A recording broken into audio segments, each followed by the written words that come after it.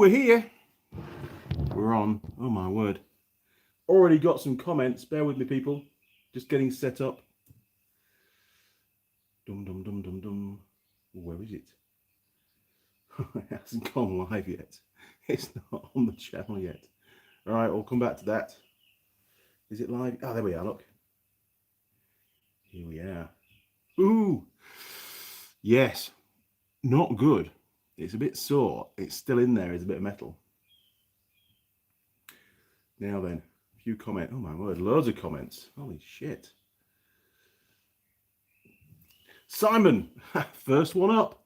Good morning, Simon, and thank you very much for that information that you gave me via Messenger. Much appreciated, and I may well be taking you up on the offer if I can't locate the parts here. If I need the parts, I think I might go that way. Don't want to give a spoiler alert, but yeah.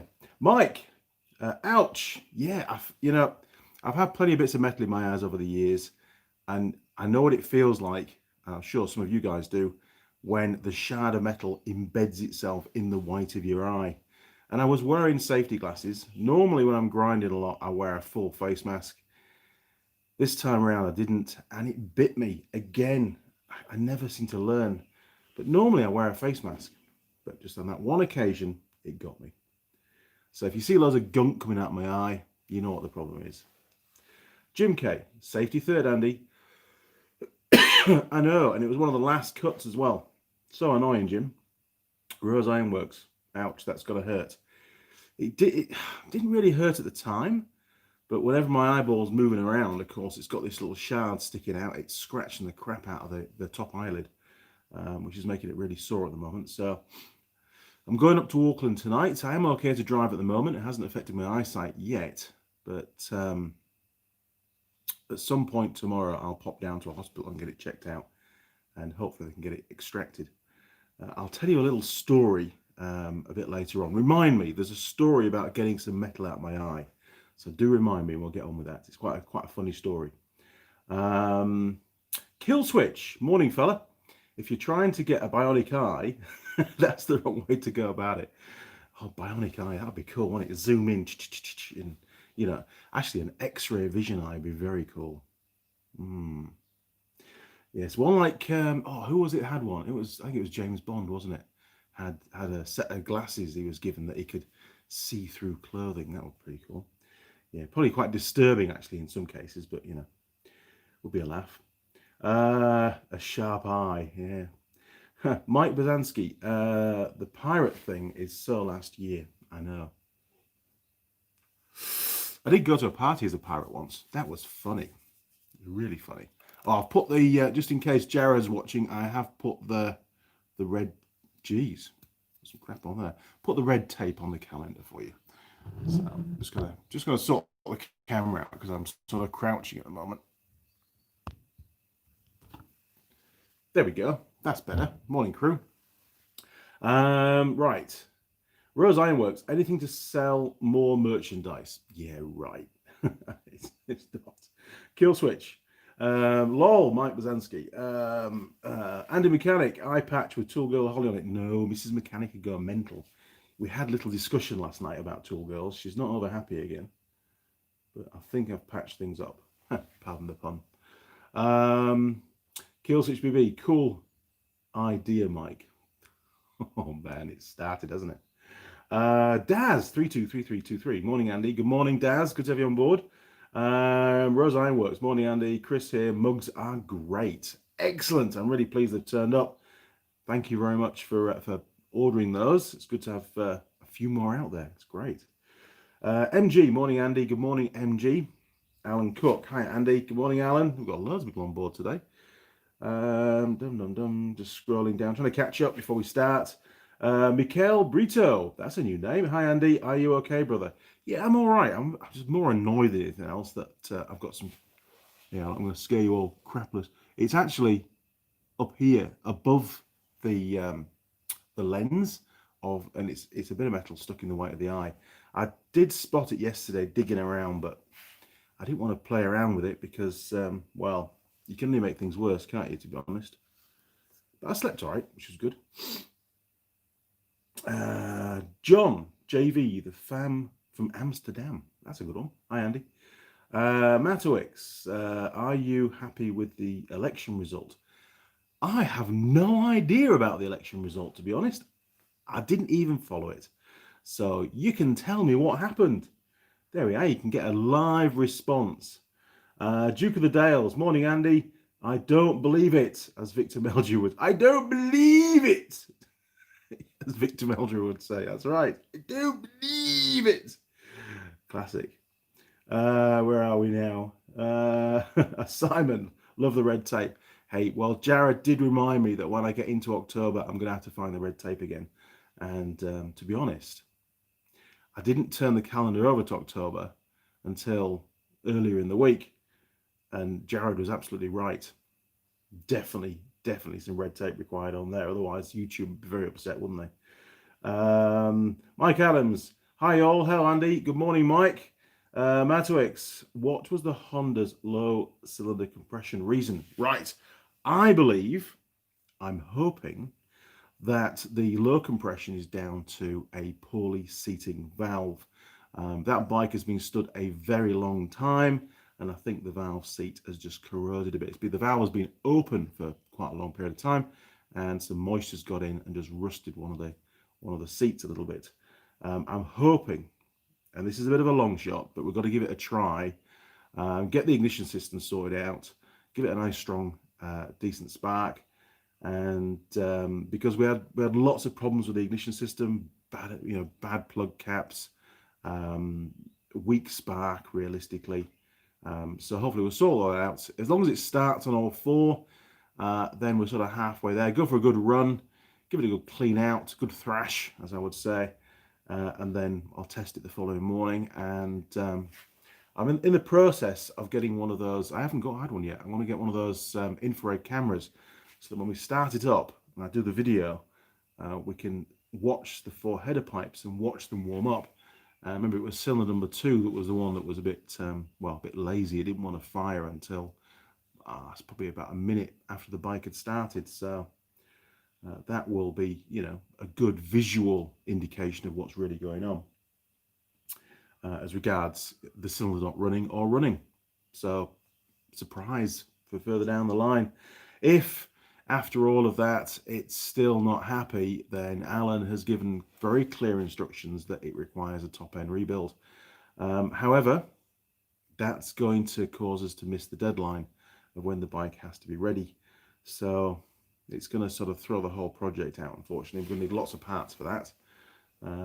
So we'll just watch this space. Let's see what happens.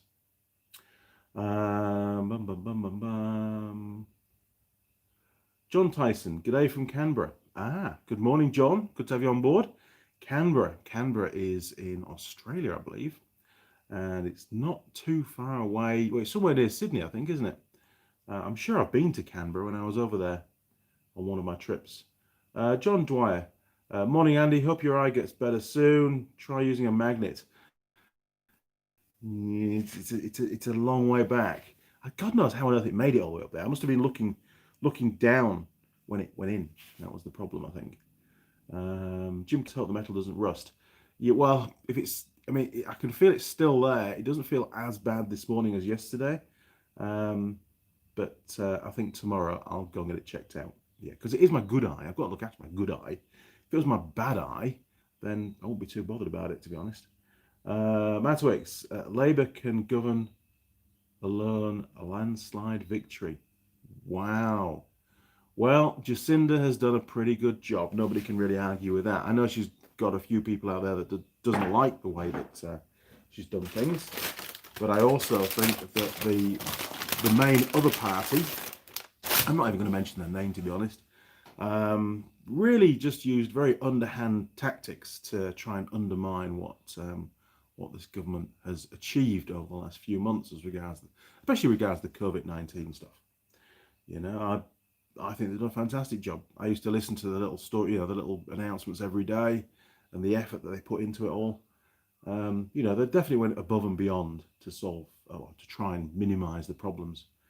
Now then, Mike Adams, Andy, as far as the metal in your eye, you're not supposed to do that. Lol. I'm glad you didn't lose the eye. No, well, Yeah, I nearly did lose an eye once. Well, that's what it felt like. Anyway, I was doing some welding work on some bollards. There'd been a ram raid at one of the motorcycle shops, and the steel plate that was welded on to take the padlock, it was quite thick. It was probably about 10 mil thick steel. It had got bent when the vehicle impacted. You know, it got pulled on as the post got bent down, and I'd forgotten to strain it out. So it was a rush job. I was loading up the truck with Ben and all, you know, and the MIG and everything to go and do the repairs.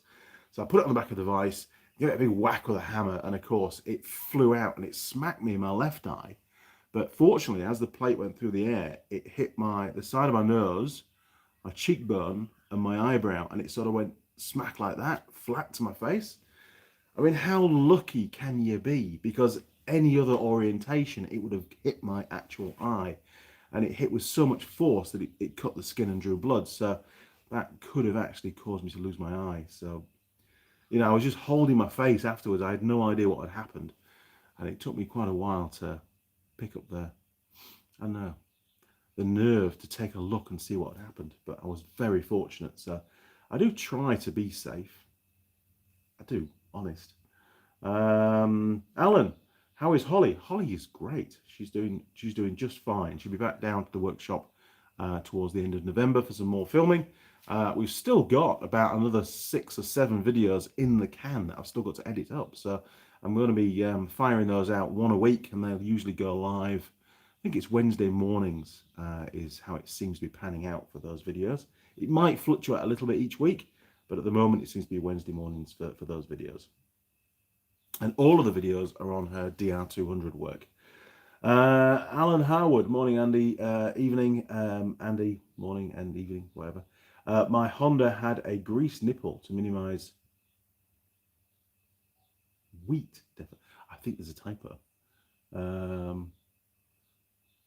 Yeah, okay. So basically we'll talk about the front brake, and I am going to cover that. In fact, I'll do that very shortly as regards the wear on that pivot.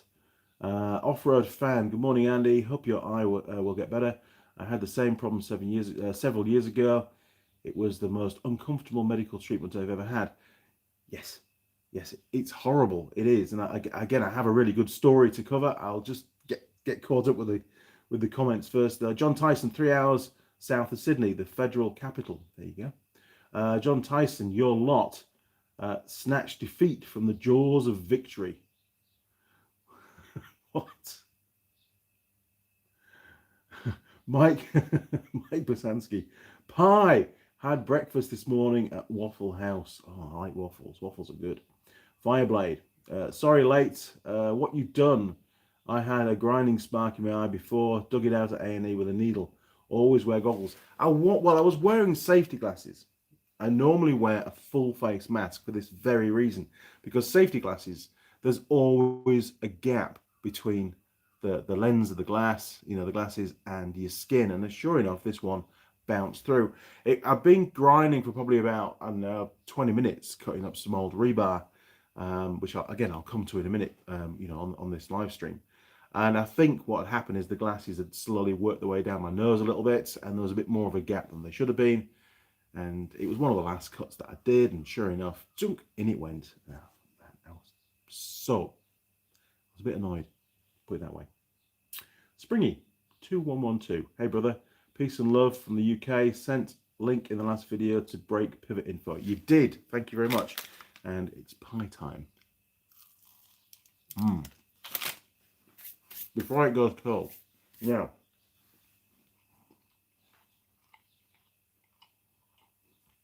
a little story coming up.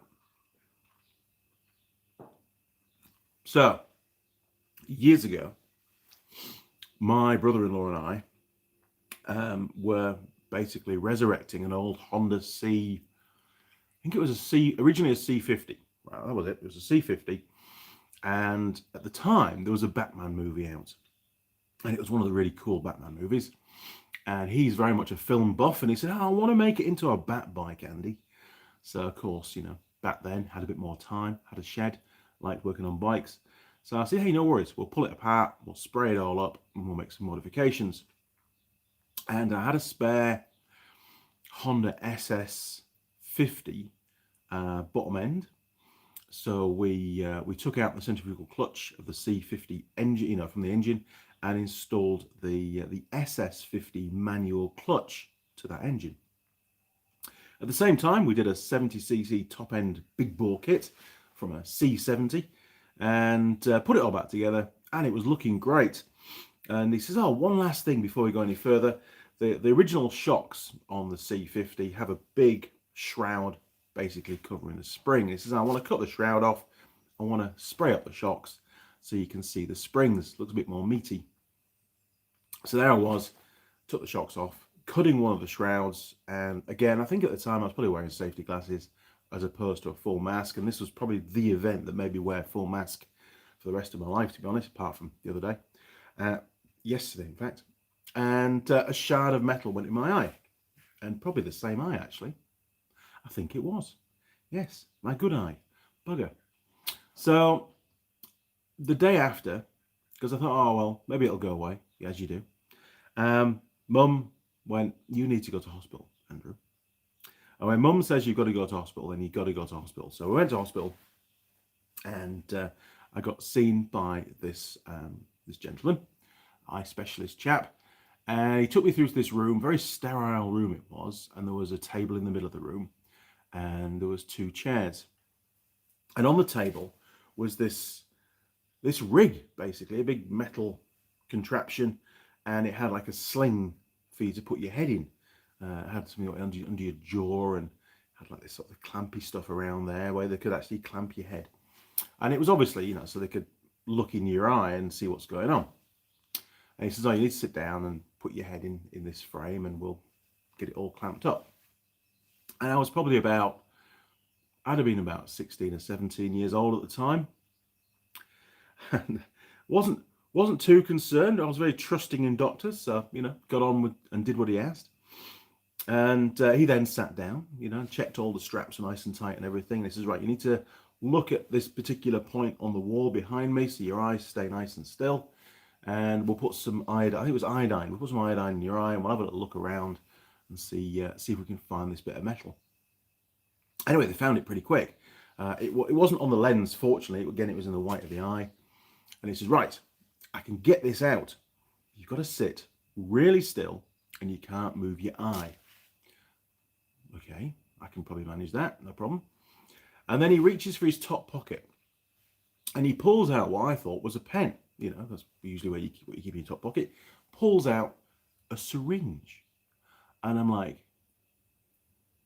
I don't get this.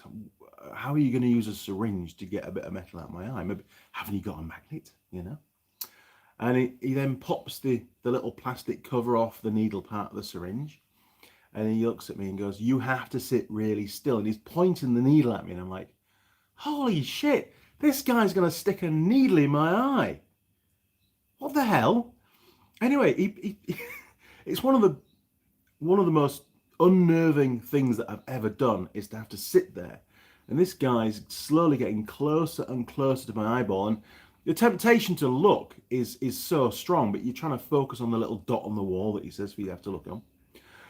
And, I feel it make contact with my eyeball. And at that point, it's like, holy crap, I can't cope with this. This is just too much.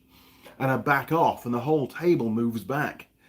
And he goes, no, you have to sit still. We'll try again. So we give it another go, and he calls a nurse. Oh, I've got some pie. He calls a nurse in to sort of, hold on to the table and make sure I don't move around. We give it another go, and the same thing happens, but this time it's even more violent. I just panic, and just everything moves, everything shuffles around. So he called in a couple of orderlies. So there's now him and this nurse and 2 blokes holding me in the chair, holding the table down. And he said, Mr. Young, he said, Andrew, this is your last chance. He says, I can't risk damaging your eye. You have to sit still, and you have to keep your eye still. And I'm like, holy crap, I need this bit of metal out of my eye. So, I sort of psyched myself up, took a few seconds and said, look, okay, I'll give it a go. I'll do my best. And I sat there and essentially allowed this guy to start scratching away at the flesh, the white flesh of my right eyeball. and I just daren't move. I could feel the needle digging into the white of the flesh. And he said, "Oh, I've got it. No, I haven't got it. Hang on, I'll go again." And it was horrific. It wasn't a clean cut extraction at all. He was digging away, and he was almost to the point where he was going to give up because it was too deep in the eyeball, and I'd have to go maybe to, I don't know, surgery or whatever. But he gave it another go, and we finally got it out. And man, I was so relieved. But my eye was sore for about a week. He'd obviously, dug or caused quite a bit of damage to the white of the eye. There's no mark anymore, so it must have healed up pretty well, but pretty scary, isn't it? Especially when you think that your eye, I don't know how thick the white of the eyeball is, but there's fluid in there, and you don't want to go too deep, otherwise out comes all the fluid. I'm only a mechanic. I don't really know the biology of the whole thing, but yeah, pretty scary, to be honest. So wear a full face mask when you're grinding. Oh, God. Honestly, I've got all that to look forward to again, I think, haven't I? Oh, well, at least I can reflect back on this morning's live stream and chuckle while they're doing it, but not too much, otherwise I might move. Now, where are we? Right. Matowix. It would be swollen and red if it still had metal in it and unbearable.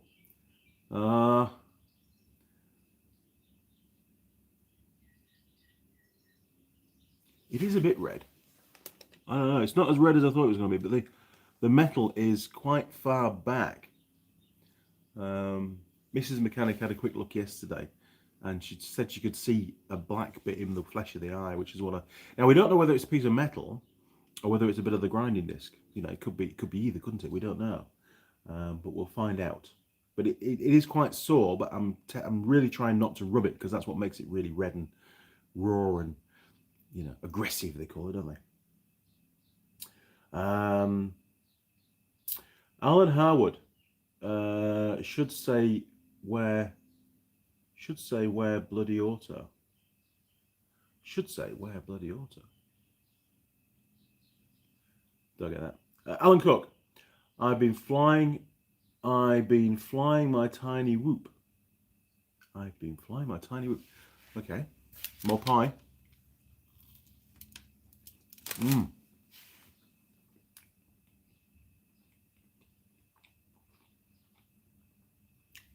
Mad Max 2.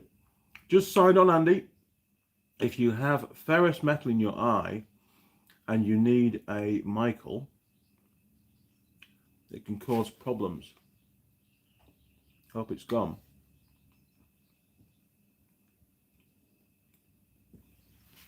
I wear safety glasses, a face shield, and squints.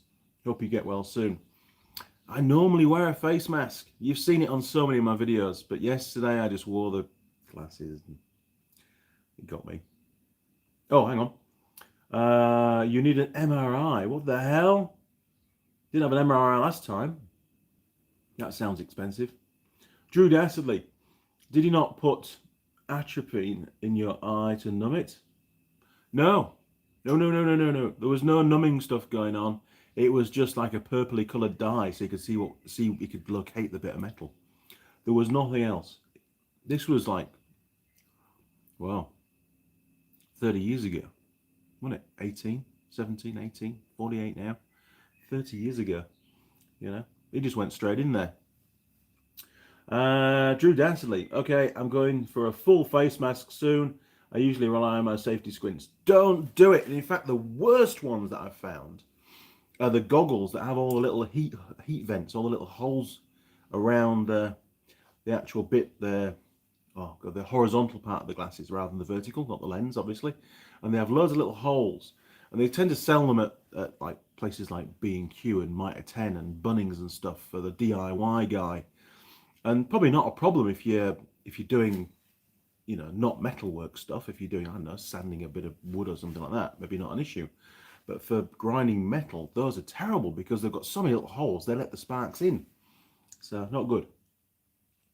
Oh, Shahbaz Amiri, probably pronounced it wrong. Hi Andy, use warm black tea, no sugar or milk. Put it in an eye cup and put it on your eye and wash your eye by blinking your eye. By the way, I'm not an eye doctor. I wash my eyes that way. Good luck. Thank you for the advice. I do appreciate it. I think it's a bit beyond washing it out. I felt the bit of metal or whatever it was actually embed itself in the flesh of my eye. I've had it before, so I know what the sensation feels like. And I think just washing my eye would just cause it to get more raw at the moment. I don't want to disturb it. I just want to go to a specialist and go, hey, mate, please help. And that'll give them the best chance of just getting on with it. I don't want to start poking around, but appreciate the advice. And I've had lots of stuff in my eye before, or my eyes before, which, yes, you can swill it out and it's all good. But this is actually stuck in the flesh of the eye. Geez. Didn't mean to go on about this so much today, but it's interesting. Mike Adams, laughed my ass off. I know it was scary at the time, but why is it when you're told to be real still for something like that, especially your eyes, it's like being told not to touch your face, then your face itches. It does. But just that needle, just try it with a pen or something. You know, there's every cell in your body is telling you to get away from that needle. The needle in your eye is bad. You know, it really is. And being told to sit still and try and override that, man, it's one of the hardest things I've ever done, I think. RB, I've been hit twice in the eye when using a Dremel. Wow. First time with glasses and second with goggles. Never bothered to get it checked. Optician has never said anything though. Wow. Simon Roll, was the grinding disc in date? Should we find out? Oh, God. Right.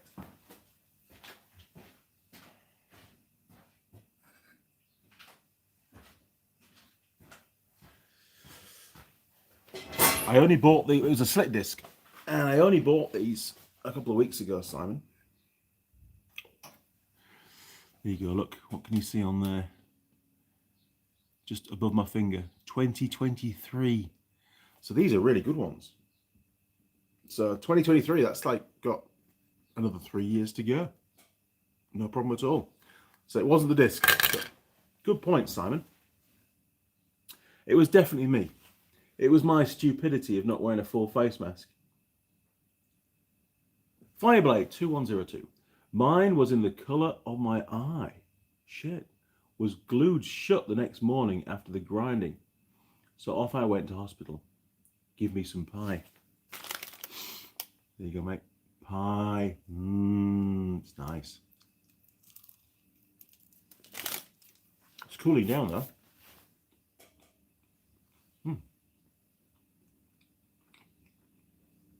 Brendan Lee Grant Mills. Sorry, a bit late to the party. Brendan, it's all good, mate. We'll let you off. Jim K. Still trying to find the pies that you eat. We don't have them here. What's the name of them? Maybe I can order them in. It's a long way. I have to try them. Sounds good, lol. Well, this one. Oh, can't waste that. From the Wild Bean Cafe. And there you are, look. There's a website address. So you can contact them. Jim, flick them an email and see if they'll do a special order to the States for you. How's that? Because they are really good. Really, really good. My favourite. Well, almost my favourite. My favourite is the steak and cheese at a place called Toad Hall in a little village called Mookchaweka, which is about 30 minutes drive outside Nelson in the South Island. So you can Google that as well. And who knows, they might send you some. That's a much smaller, it's not a part of a franchise, it's just a single standing sole trader kind of business thing. Maybe they could do that. Maybe they could put on air freight for you and ship them across because they are really good. They're not cheap, but they're really good. Fireblade. Get well soon, mate. It's a pain in the eye. It is. You're right. Rose Ironworks. I bet if Holly was holding the needle, you keep still. I don't know. I don't know. I don't know how still she could hold the needle, to be honest. I don't know. We'll find out. No, we won't find out. Definitely not. Jim Haynes, don't wait too long as it will start to grow over, it making it harder to get it out. I know, but I had a live stream to do this morning. Otherwise, I'd be on my way to hospital right now, you know? And I've got a Viking to put back together. Did I say Viking? I've got an RRV to put back together after undersealing it yesterday, which, incidentally, I undersealed after I got the bit of metal stuck in my eye. How is that for dedication?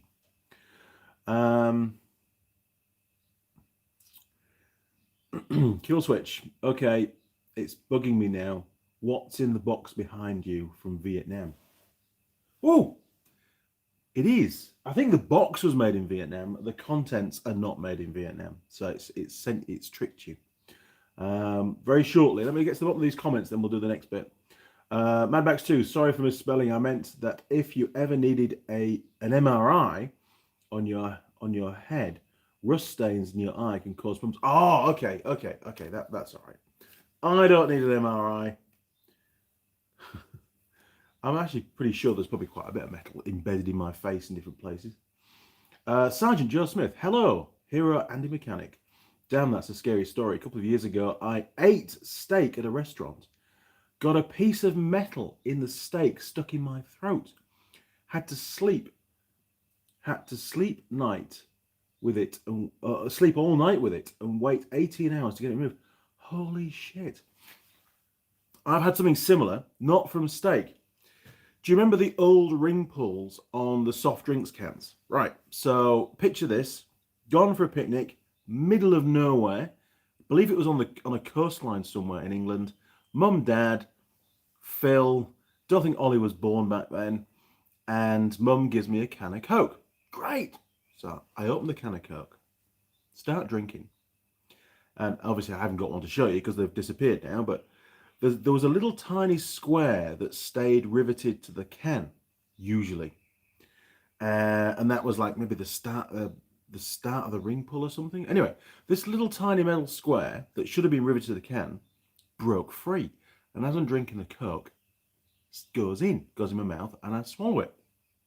And as I swallow it, it gets stuck in my throat, almost identical to the steak story. And it's there, and I could feel it. I could feel something stuck in the back of my throat. So Mum, I tell Mum, and she goes, open your mouth, Andrew. I'll have a look, as mums do. So I get pinned down to the back of the, I think it was a Datsun 120Y estate car. So it was a white one. And I got pinned down by my dad. Mum's pulling my jaws open. And she's putting fortunately she had long nails. And she's putting her fingers down my throat because she could see it. And she's trying to pinch this bit of metal with her fingers and pulls it out. And she does it. But my biggest concern was that she dislodges it and it then drops further down. That would have been a bit risky, wouldn't it?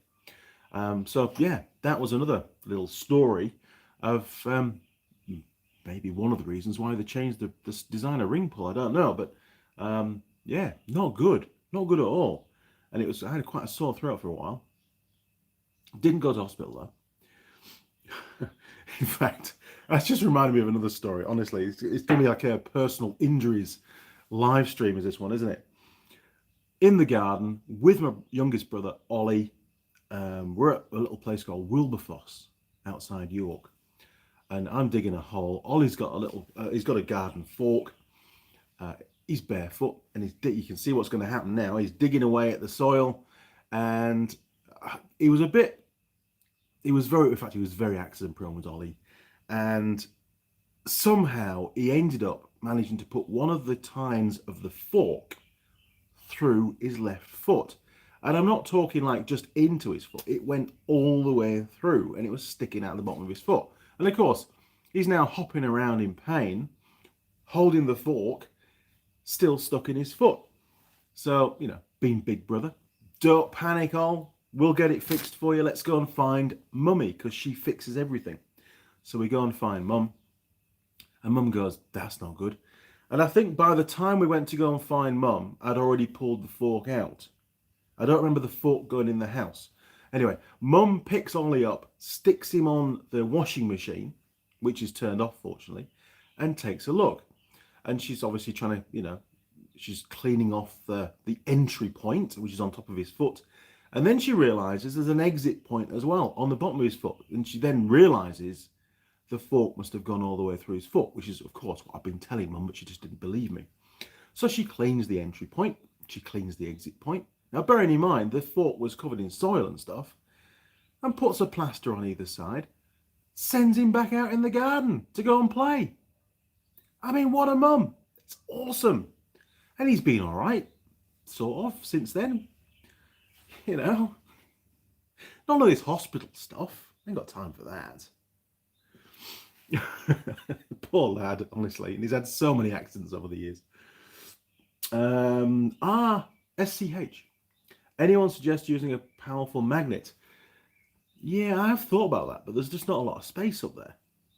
And plus all my magnets are already covered in loads of swarf.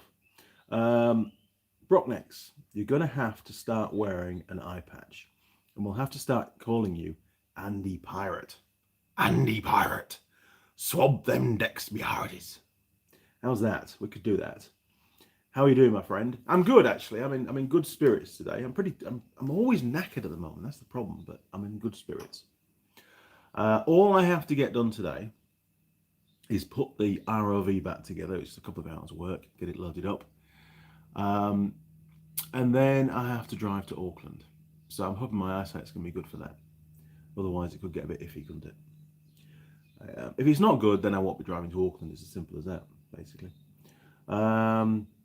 Now then, SCH, a bit late. Don't worry about it. It's all good. We're going to be here for a while, so it's fine. Simon Roll, don't do that with the pie. Last time, you left me craving a pie for the rest of the week. What? Just to clarify, Simon, what don't you want me to do? You don't want me to show you the pie like that at the screen? And maybe, pie. It's a good pie. Too late, Simon. Did it again.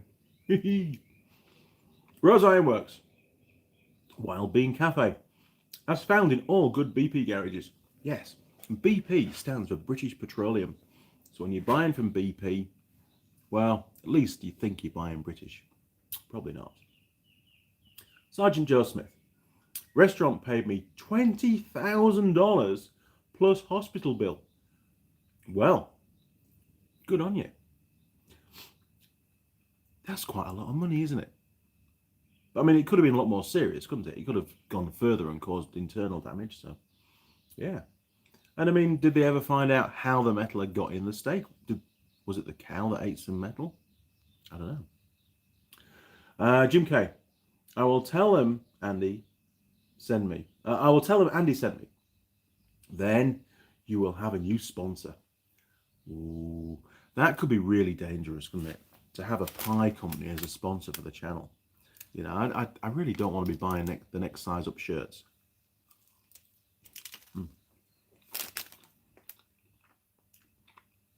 And I know Tool Girl Holly likes pies. And that would be bad. DZ Kung. Hi, I am new here. That's all right. Welcome aboard, matey. Sorry if I pronounced your name wrong. Jim K. Kids swallow coins all the time. They do. I think I've mentioned this once before, ages ago. Went to the doctor's. I can't remember what it was about. But all I remember is he said, "Oh, there's something up your nose." And I was only a little kid. So he gets these, like, basically a pair of long nose pliers, but the medical ones, made of stainless steel, a bit posh. And he starts ferreting around up my nose, and he pulls out one of those little tiny eyelet screws that you use for putting the springy stuff up for neck curtains. You know the ones I mean, the little tiny ones? Been up there for years, he reckoned. I had no idea. So obviously when I was little, I'd somehow stuffed it up my nose. Things you do when you're a little kid.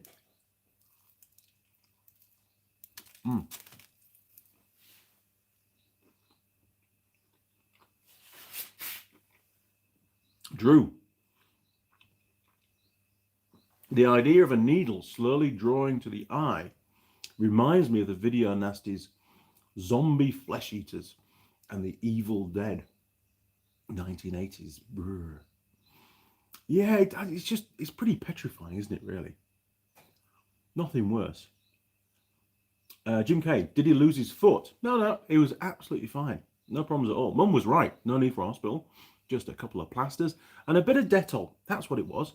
She, not a sponsor, she used some Dettol, and she, it wasn't neat Dettol. She'd obviously, diluted it with some nice warm water, and she would always use, a little cotton bud to dab it around. Very professional. Almost like full medical service. Did a great job. But no, there could have been bits of mud and stones and all sorts in the middle of his foot, but that didn't matter. As long as the outside was looking good, he was good to go. Good to go and do it again, probably. Peter Steer. I've had hot welding slag embed, oh my God, in an eye. Oh, that's no good. Learned pretty quickly to chip it with the mask still on. Yeah. It was removed with a needle. That's nasty. Not only, something as hot as that in your eye. Ooh, I don't want to think about that. Jim K, did you get all your Did you get all your paperwork done from earlier this week? No, not a chance. No, I've got so much admin work to do. It's unreal. It really is. RSCH. Ashke. I have used a nomendium magnet. Oh, they're the really powerful ones, aren't they? Can't pronounce it. To remove steel shards from my hand. Oh, I can do it from my hand. That's not a problem. But your eye? This is my good eye. This is my bad eye. Start digging around in my good eye. I'm relying on my bad eye to see what I'm doing. That's a recipe for disaster, knowing how bad my bad eye is. I can't see a lot. Well, I can, but if I sit back here and try and read the comments from my left eye, we haven't got a chance. That's how bad it is. Anyway. Rose Ironworks, you mentioned ROVs a lot. Is that as in submerged? No. ROVs, recreational off-road vehicle, is what it stands for, I believe. Alan Cook, is my stickers ready yet? Alan, you are the world's most persistent person. And if you have sent me an email with your address, then there will be a sticker on its way to you. Guaranteed. You've got the Andy Mechanic guarantee on that one. DZ Kung. One of my friends talked about you. I finally found you. Ah, that's nice to know. A referral. There you go. Referral from a friend. Mike Bazansky. Is hot pie like hot pizza? Do you burn the roof of your mouth? Oh, you can. Man, you really can. This is by no means hot anymore. Still good though.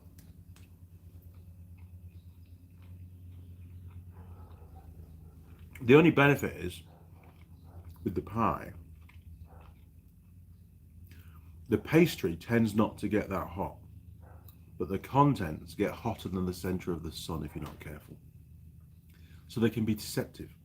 You can sort of, feel the outside of the pie, and yeah, we know it's hot, but it doesn't feel that hot.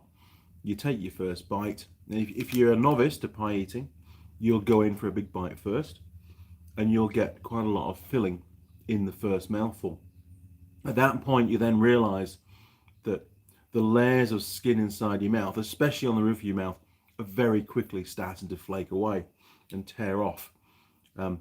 Too late. You've already done the damage. If you're going to eat a pie, the first bite, if you're a bit unsure on how hot it is, you have a little nibble, and then you have a slightly bigger nibble, and you work your way into the filling gingerly, as Eric O would say. And only once you've had a little bit of filling and gone, yeah, that's not too hot, I'm going to survive this pie, then you can continue. But if you're a novice, man, good luck.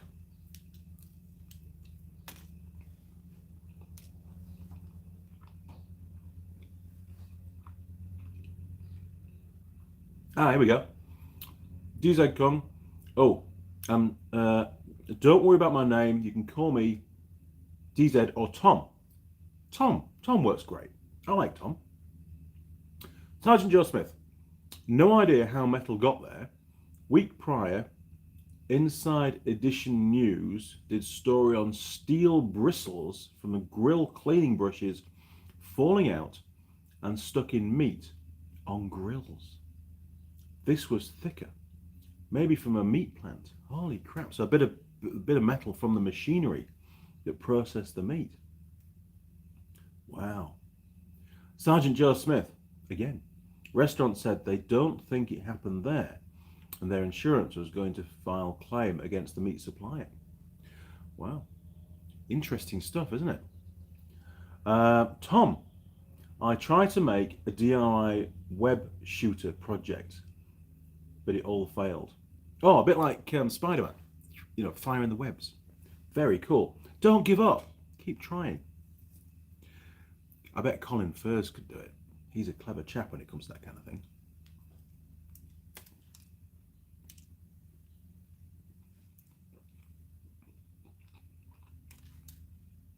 Sergeant Joe Smith. I never ate there since. No, I think you'd be a bit more wary, wouldn't you? Even though the chances of it happening second time round is extremely limited. And they would definitely question the plausibility of validity of the same customer having the same problem 2 times in a row. They would definitely think you're trying to get some money out of them. Connor, morning Connor. Click the like icon. Yes, you could do that. We've got 17 likes and 49 viewers. Also, where is your YouTube merchandise made and shipped from? I have ordered and paid for my mug. Wondering if I will need to pay a bunch of VAT in order to take delivery. No, I think they're made in the States. My pie's all starting to fall apart, look. It's got a bit finished now.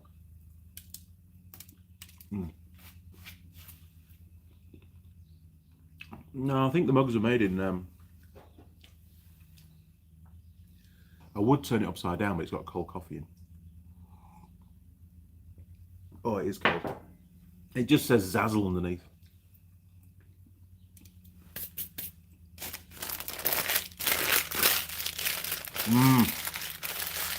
Simon, that was a really good pie, mate.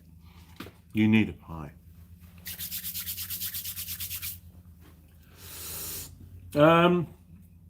I don't know if you need to pay VAT or not. I don't think so. Any orders that I've placed for New Zealand that have come in, and I've ordered quite a bit of stuff over the last year or so since I started to use them, I've never had to pay any duty or what we call GST over here, which is the equivalent to VAT. I'm sure some accountant would tell me it's completely different to VAT, but end of the day, it's a tax on what you buy, isn't it? So I think you'd be all right, Connor. Nobody's mentioned any kind of additional charges to receive the goods. But if you have a problem, let me know. I'll be, at least we can be aware of it. But I don't think you will. Fireblade 2102. Pie again. Us Poms are sat at home, 9 p.m. Couple of beers, and you're waving steak pie around. Mouth watering. Honestly, I can't imagine it'd be a bit of a problem. I can. Sorry about that. I'm sorry, sort of sorry, not sorry kind of thing, because it was a nice pie. And I was hungry. I do like these live streams. They're good fun. Now then, Tom. Okay, Andy, thank you. I will start the new one tomorrow. Good man. Give it a go. Remember, failure is not a bad thing as long as you learn from it. That's the trick. Jeez. You've got to sort of, well, why did it fail? And then don't do that again, learn from it. We all fail. Some of the best entrepreneurs in the world have failed so many times, but they pick themselves up and do it all over. Do it all over again, but in a different way. Don't do the same thing over and over again if each time you fail, because there's no logic to that. the outcome will always be the same, or most likely be the same. You need to change something to try and change the outcome. Simon, Fireblade. We do have a 24-hour Greggs in the UK. Oh, what have I started now? Tom, are you in the UK? No, Tom, I'm not. I'm in New Zealand. Despite the little flag on the shoulder there, look, I am from Yorkshire, believe it or not, originally. Well, almost. I was originally from Kendal. I was born in Kendal. I shouldn't have been. I was early, and I was whisked back into Yorkshire, so I could say I was Yorkshire, like the rest of the clan. Jim K, my mugs were made in the USA. I'm pretty sure they're made in the USA. If you do a tracked shipping, then you can see they give you like a map of the world, and you can see the point of origin. I'm sure it was somewhere in the States. Go now.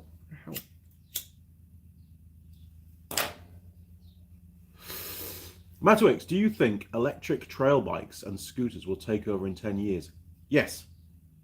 I think electric scooters for sure. Although I don't think they'll be the equivalent of the 50cc variety. I think people want bigger and more powerful. I also think we're going to see a lot more three-wheel, that's two-wheel at the front, one at the rear, vehicles around, which have handlebar controls, able to operate on a car license, so you won't have to go through the rigmaroles of getting a motorcycle license. And that way the marketplace is much larger and manufacturers can sell to a much larger audience. Make more money, basically. And they're a lot safer to ride. You've got about 40% more grip at the front end when you've got two front tyres. Far less chance of them washing out on roundabouts and going over steel grates and stuff. And when you're riding them, you don't really notice any difference. They ride the same as a two-wheel bike, really, for the feel of things. You've just got a lot more braking force, so you can stop a lot quicker, which is good. That's only a good thing. And of course, they're obviously, ABS here in New Zealand becomes mandatory from October next year, I think it is, October 2021. But I also think, we're seeing a lot more electric bicycles around. I mean, they're all over the place here in New Zealand now. We're seeing electric mountain bikes. People love those. There's a friend of mine, Brady, down in Queenstown's built his own. He's got 1,000-watt front hub and 1,000-watt rear hub. Man, that thing flies. It's real quick. Tom, wow. Mike, Marika. Tom, I was with my friend one time when we start making it. We watch you. Ah, okay. Good man. When I'm making stuff, I like to have a YouTube video in the background as well. I tend to watch a lot of Ivan. Bad Obsession Motorsport, they're doing a car at the moment. It's good. I like to catch up. It actually gives me motivation to make more videos for my own channel. And that's only a good thing because I'm terrible sometimes. Mike, I don't have pie when I was in New Zealand. I didn't have pie when I was in New Zealand, but I had a big bowl of Hokey Pokey ice cream. Yeah, I'm also a big fan of Hokey Pokey ice cream. I'm trying to cut back. I've had to cut back a lot. There is some in the freezer, and it's only every now and again I attack it now. Tom, do you think electric bikes make your house burn if you charge it too long? Oh, God. I think anything electrical can fail, but the chargers are pretty smart these days for that kind of stuff. Probably running lithium-ion batteries, which have got a management of the battery. There's usually a circuit board in the battery which monitors each cell, as we saw with the Makita battery videos that I did a couple of years ago. That logic is pretty good at protecting the batteries. If there are any dodgy cells, it shuts the battery pack down and it won't accept a charge, and it usually won't give an output either. And usually the only way of fixing it is to go and buy a new one, unfortunately. If you just put a new circuit board in, chances are it'll do the same thing again. Oh my word, you're flying through these comments now. Hang on, bear with me, people. So will it burn your house down? I don't think so. I think they're pretty safe, to be honest. Matowix, why not have two back tyres like a trike? Well, I think it's to do with stability under braking. A lot more stable with two front tyres. And don't forget, when you're braking, 70% of the vehicle's weight is transferred to the front, which gives you a lot more grip. When you're riding a motorcycle and you brake hard, it's very, very easy to lock up the back wheel. Now, sure, having two back wheels means there's slightly more weight at the back end, but both tyres, you know, the weight transfer, you've now got, let's say, just over 30% of the vehicle's weight on the back end of the vehicle, spread over two tyres, and now you've got a lot less force pushing down on the tarmac. So I'm still very likely that both rear tyres will lock up. Your main brake on a motorcycle type vehicle is your front brake. So hopefully that's answered that question. Mike Adams, I remember back in the 80s, my uncle had a Honda Rebel motorcycle. It looked like a bigger bike with a half chopped front fork, but he said it was only a 250. Do you remember them? Do you like them? I remember the name Honda Rebel. Yeah. Do I like them? Well, they're more of a cruiser, I believe, the Rebels. We have, I did work on one a while ago. I think it was called a Rebel though. They're okay. I mean, end of the day, they're a motorcycle. So yeah, they're all good. You should email me a picture and that'll remind me. Sergeant Joe Smith, Warren Buffett failed at his first business.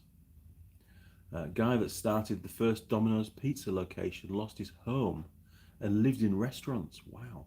McDonald's brothers' first business was a movie theatre, failed. Exactly. You've got to keep trying. You know, I've had businesses over the years, and you know, some things work, some things don't. But if you don't try, you don't know sometimes. Sometimes you just got to sort of try and mitigate the risk a little bit sometimes. And if it does fail, still end up with something that you can build on again.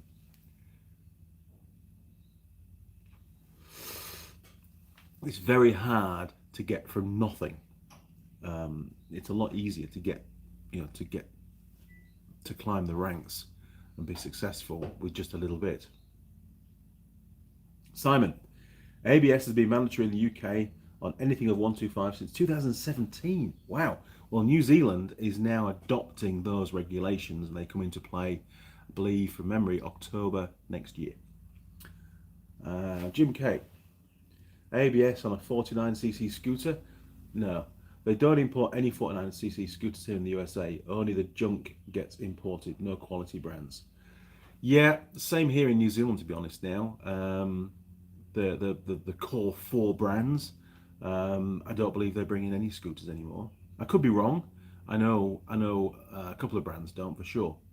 And the Chinese scooters, the cheap scooters that come in, they're not that well supported for parts.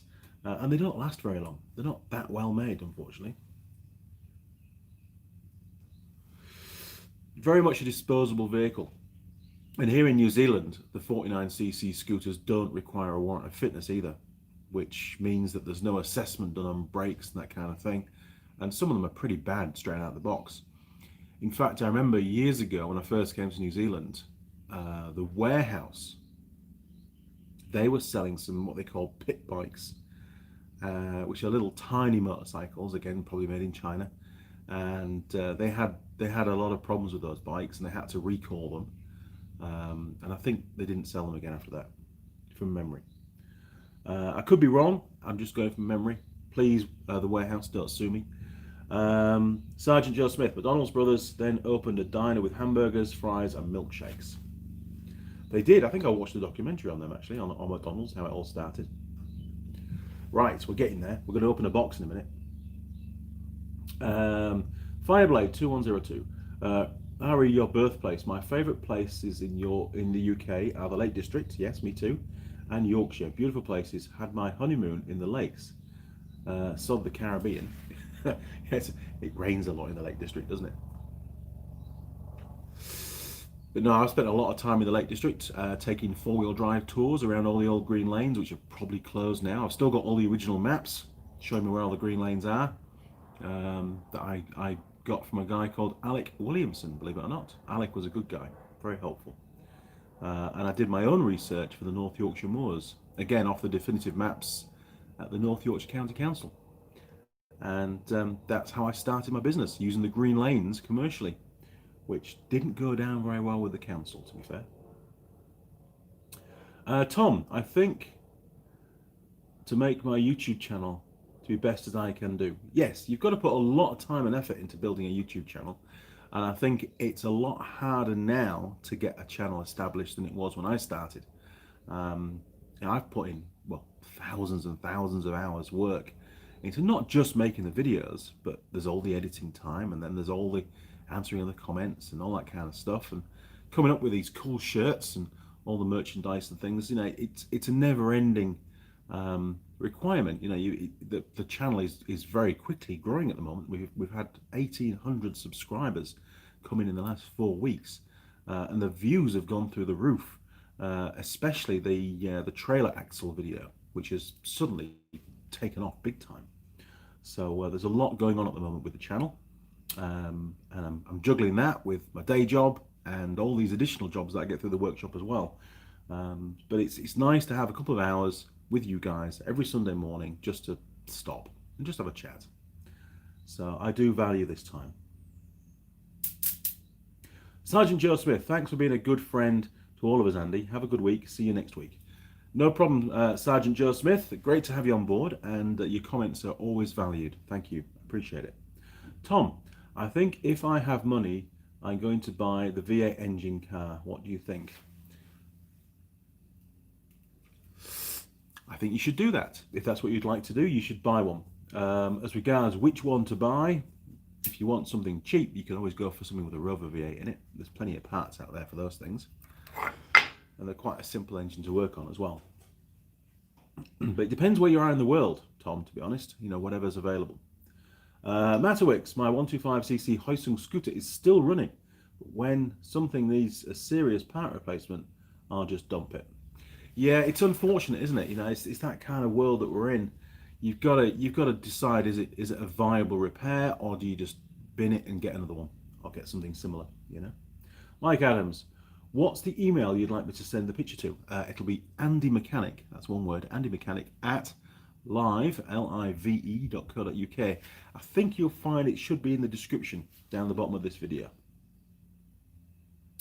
Now, in fact, it's in the description of all the videos, so you can always click to another video and have a look at that one if you can't find it. Jim K, I just watched the trailer video. It seems that a lot of people are watching that trailer video at the moment. It's pretty cool. And to think that I almost didn't make that video. You know, I was against the clock getting the job done, but I thought, well, this is an interesting project. It's something that a lot of people, you know, a lot of people make their own trailers. And it certainly spurred a lot of comments. Especially one of the main comments was to do with toe. Basically putting a toe in on the two wheels, you know, and people say that helps the trailer to stay straight and not weave around on the road. For me, I've never set toe on a trailer. The wheels have always been parallel. The axle, you know, the stub axle's perpendicular to the body of the trailer, and I do tend to fit the axle a little bit further back on the trailer to try and give you a bit more hitch weight, as I've found that when loading a trailer, if you don't want the trailer to be flapping around at reasonably high speeds, then you know, the more hitch weight you have, the better. On the big the triaxle for Williams that I have, when I have just one ROV on there, I put it right to the front, which really replicates, you know, like an articulated lorry, really, where the wheels are right at the back of the trailer, and you don't see them weaving around very much. And it does, it sits really well, basically whatever speed I want to go at. It doesn't flap around at all, because the hitch weight's probably around about 600 or 700 kgs at that point, which is way more than any trailer manufacturer would recommend, but it copes just fine. It's not a problem. It's on a ute. The ute's designed for a bit of weight on the back axle, and it certainly gives you a lot more traction if it's wet as well. Razul, hi Andy. Jim K. Isn't it crazy how YouTube will push an older video? It is. There seems to be no rhyme or reason to if and when the videos take off. You know, I've got videos that have been on the channel for 4.5 years now, Jim, which have only had a very small number of views, but in my opinion, at least, they're actually quite interesting videos. Whereas other videos that I put out that I think, well, it's a bit of a mediocre video, it's almost not good enough to go on the channel, I put it out there and it gets thousands and thousands of views. It's weird, isn't it? I mean, some of the basic videos I've done videos on, like, you know, how a 4-pin relay works, how to wire up a flasher relay, how to wire up a 12-volt accessory plug, you know, that you plug in your cigarette lighter socket. Real simple stuff, but a lot of people don't know how to do it, and they just jump on YouTube to watch a video on, to see if they can find a video on how to do it. And there obviously aren't that many videos out there covering that kind of thing, and those videos get lots and lots of views. So, you know, I do need to try and I know some people find them a bit too basic to watch, but for the wider audience, sometimes the newbies to mechanics, they find them very helpful. So it's all about trying to create, you know, cater for the wider audience as well. It's a bit of a juggling act. Tom, I'm now find stuff to make my websuit. Okay, good man. Fireblade, I'm pretty sure I found you because I was fixing a window regulator and you were the only one I found who actually stripped the motor down to the stator and brushes, which helped me reassemble one. Ah, see? I do like doing the in-depth stuff and taking a look inside things. Razul, you good. Thank you, Razul. I appreciate that. Oh, Simon. Just about to open a box and Simon pops up. Simon, was looking back at some of your first videos last week. The quality of the vids is now 200 times better. Thank you, Simon. I try to get better. I do try to make things easier to watch and hopefully a bit more slick on the editing, and try not to make the videos too long if I can help it. Although sometimes there's content in those video rushes that needs to be in the video. Otherwise, it just becomes a, hey, this is broken, and all of a sudden, hey, I fixed it. And that kind of video to me is completely pointless. It's all about how things work and trying to understand how they work so that you can diagnose a problem. That's, to me, that's the value of a video. Sure, I've got plenty of fun videos on the channel as well, you know. And some of the jobs that I do with the Tool Girls tend to be the easier jobs because, in all honesty, I really can't concentrate that well when they're around. It's far too hard, but I'm sure you understand. Matawix, I put semi-synthetic in my scooter and it chewed through oil. Do you think it cleaned out all the goo? I would just go back to using mineral, to be honest. Sometimes the clearances and engines and stuff are just not designed for semi. We get the same problem when people put fully synthetic in some engines. They start to burn oil. Just not a good idea, really. Right, I've caught up with the comments, so we need to do something. I did promise that I would open a box, so let's open a box. Oh, there goes the air compressor. Jeez. Right, so I'm going to turn you around. There we go. Oh, man.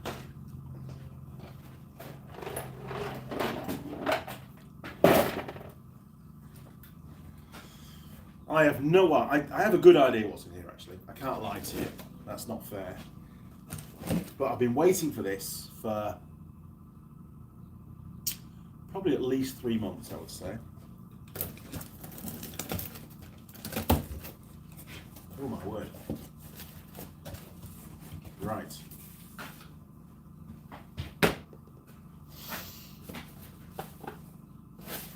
Oh, hee. There's two things in here. Right, so I'm going to turn you around again so I can see what's going on. Yeah, look, Mikita.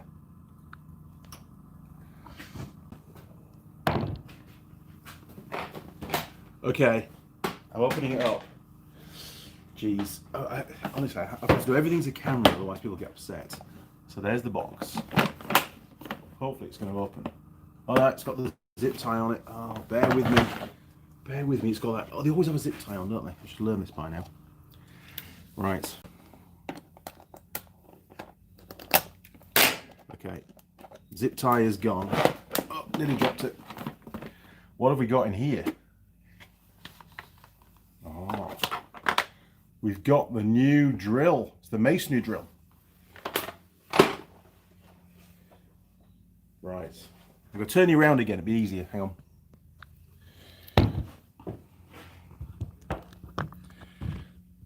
Oh, God. Wrong one. Control your tripod, Andy.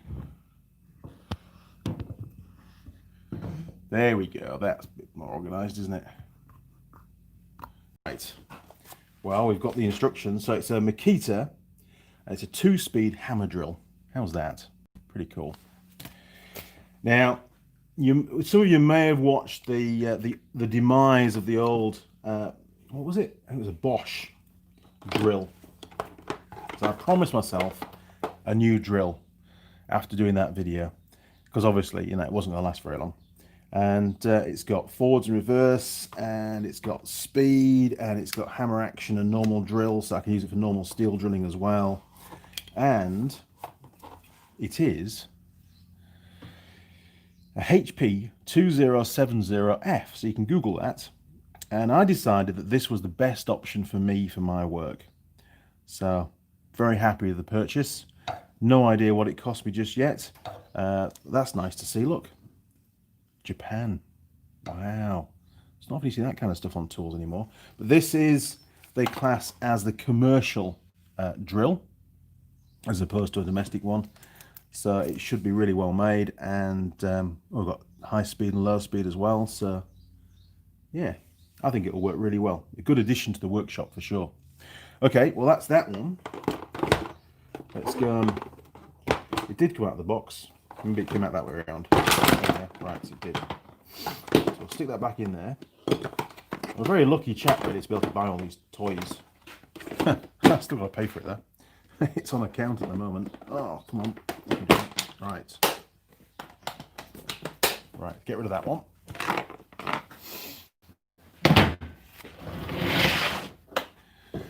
Okay, going up in the world. There we go. Right, what else have we got? Oh, okay, don't need that anymore.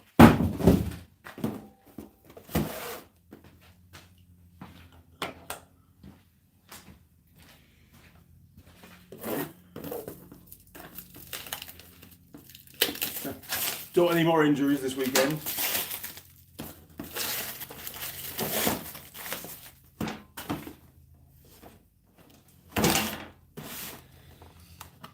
Now, I'm sure you know what this is by now. Oh, God. Come on. There we are. Woohoo! Lots of bits. A mini vacuum cleaner. Look at this. Right. Let's have a look. Turning around, 3, 2, 1.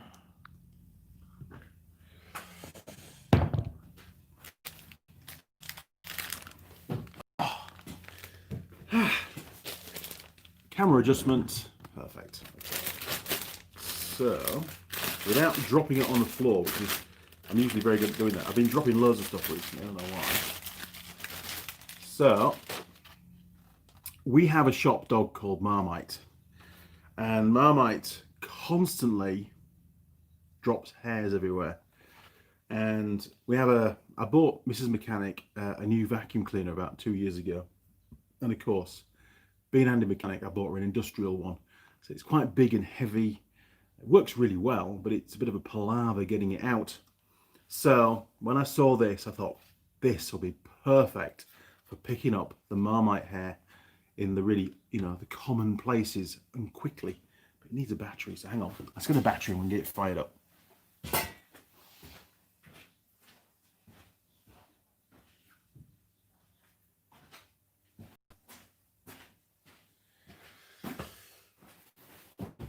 Right, I've opted for the Makita, what is it?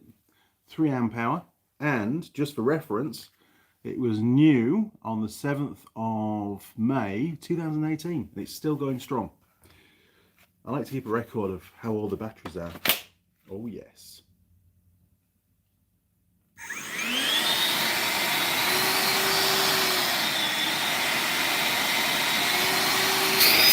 Oh yeah.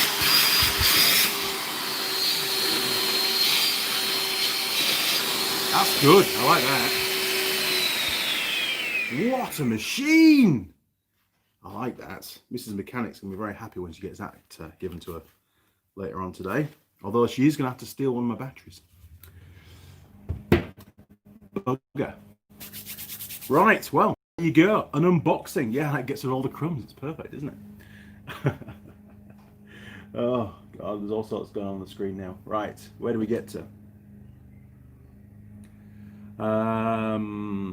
Got to scroll back up. Sorry, chaps. Oh, my word. Daz, what software do you use to edit your videos? I use Power Director 14, which is pretty old, to be honest. But it works very well. It's pretty stable. Doesn't crash that often. You just got to remember to keep saving it when you're editing. That's the thing, you know, because if you edit too much and don't save it, then you lose it all. You got to do it all over again, and you tend not to. I don't think I do as good a job second time around because I tend to rush through it. But it doesn't crash that often. If I was doing the bigger the video, the more likely I am to keep saving it about every 2 or 3 minutes of doing work, because it's using a lot more memory and it's more likely it's going to crash. But it's an old setup, but it works, and I don't need to spend any money on it. I'd rather spend money on tools and stuff in the workshop, and project vehicles and stuff. Kill switch, yay! At last the box, lol. Sorry, mate. By the way, your sticker is in the envelope and labelled up and ready to be posted. Mrs. Mechanic went to the post office yesterday and they were closed, so it's going to be posted out early next week. It will be on its way to you, guaranteed. Mike Adams, I just sent you the Honda Rebel picture. I actually hit send on the first email, but the picture on the second email. I do that all the time. I forget to attach attachments. I've thought about buying one and getting my bike license. Well, that's a good thing. I like bike licenses. There's all sorts going on in here as well. Jeez. Right, emails. Bear with me. Just bear with me. We're just. Oh, it hasn't come through yet. All right. Let's see if you've gone in the spam. You might have gone in the spam. Happens a lot for some reason.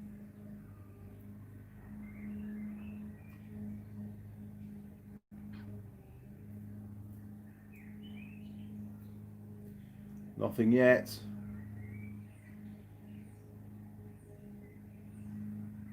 Nothing yet. Nothing yet. Oh, jeez. There's a lot of stuff in the spam these days, isn't there? Looks like I've just won $1 million. I'm not going to mention that one.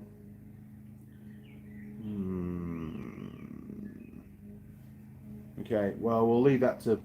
I don't think it's come through yet. Let's just go back to the other one. No, we'll give it a few minutes, see if it comes through. Okay, where did we get to?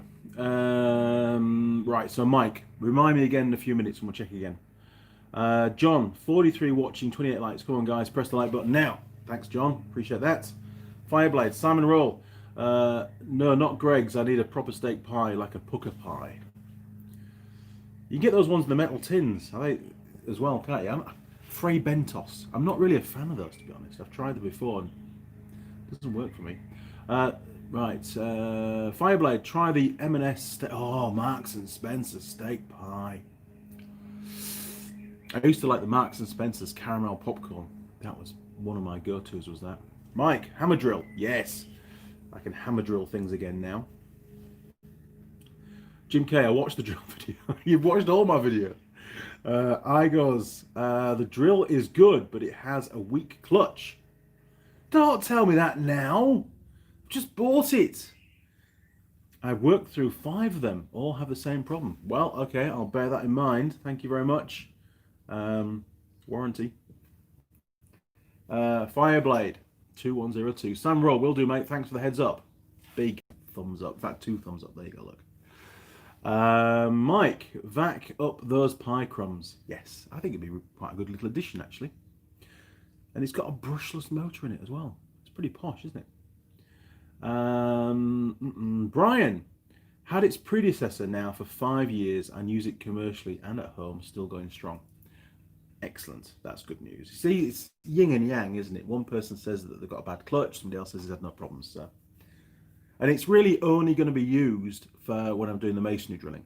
That's the primary role for that drill. Unless I've got lots and lots of holes to drill manually, you know, by hand, not on the pillar drill, in steel, then I might crack that one out as well. But I have got another one actually as well that I use for that kind of stuff. But it hasn't got hammer action. So it's good to sort of spread things around and share the load, and then your kit lasts a bit longer, doesn't it? Simon, that sucks, lol.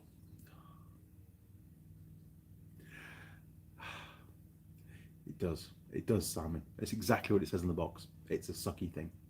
Kill switch, lol. Magma on switch. Can you get Tool Girl Jade out so she can sew some tutors? Is that a spell check problem going on there? Did you mean a different word to tutors than the spell checks changed it? I don't know. Tool Girl Jade, she's busy at the moment. She might come back for a day towards the end of the year, start of next year. I don't know yet. We will have to wait and see. It'd be awesome to have her back because she's a lot of fun, is Jade. Magma on switch. Oh no, you can't say that word on YouTube. Jeez, you could imply it, or you could change a couple of the anyway. It's there now for the world to see. Duke of the Dales, your Hoover demo reminded me of Fred Dibner, who built a new chimney on his mother's house, and it was so good it would suck off your slippers if you were sat in front of the fire. Fred Dibner was a cool bloke. I liked what he did. Yeah. Mike Bazanski, test out the dwell meter yet? No, not yet. I haven't got around to doing that yet. Tom, I'll be back. I know you will, Tom. Keith Stevens, finish line. Does that mean you want me to go away? We're finished. Hour and 22. I don't know. I've got one more thing to talk about yet. Magma on switch. Can you shout me out, please? I can. A big shout out to Magma. So your Magma on switch. So shout out from Andy Mechanic to Magma on switch. There you go. Kill switch BB. Had my sticker already. I'm not greedy. Don't send me another. Who is it that I'm sending one to them? I think it could be Fireblade, actually. Sorry, Kill Switch, you're right. I get mixed up. Sorry. I'm not very good at admin. Barry Thomas. 2 more Australians in New South Wales killed in ATV accidents in the last month. Really? Oh, that's going to go real... Okay, so the government in Australia has basically made a decision now to make ROPS, rollover protection systems, mandatory on ATVs. Would a ROPS have potentially prevented death in either of those 2 situations? Do you know what happened? What was the accident? You know, did they crash into something head on? Did they roll the bike down a hill? Did it flip over on them? You know, what was the nature of the accident? Because it'd be interesting to know whether a ROPS would have helped or impeded the accident, you know. Magma on switch. Have you not blown up yet? No. How have you not blown up yet? I don't know, mate. I don't know. Pat, just tuned in, harvesting soybeans here. High winds for a few days. I got a piece of metal in my eye in 1992. Got stuck in the retina. Holy shit. Oh no. They had to open my eye to get it out.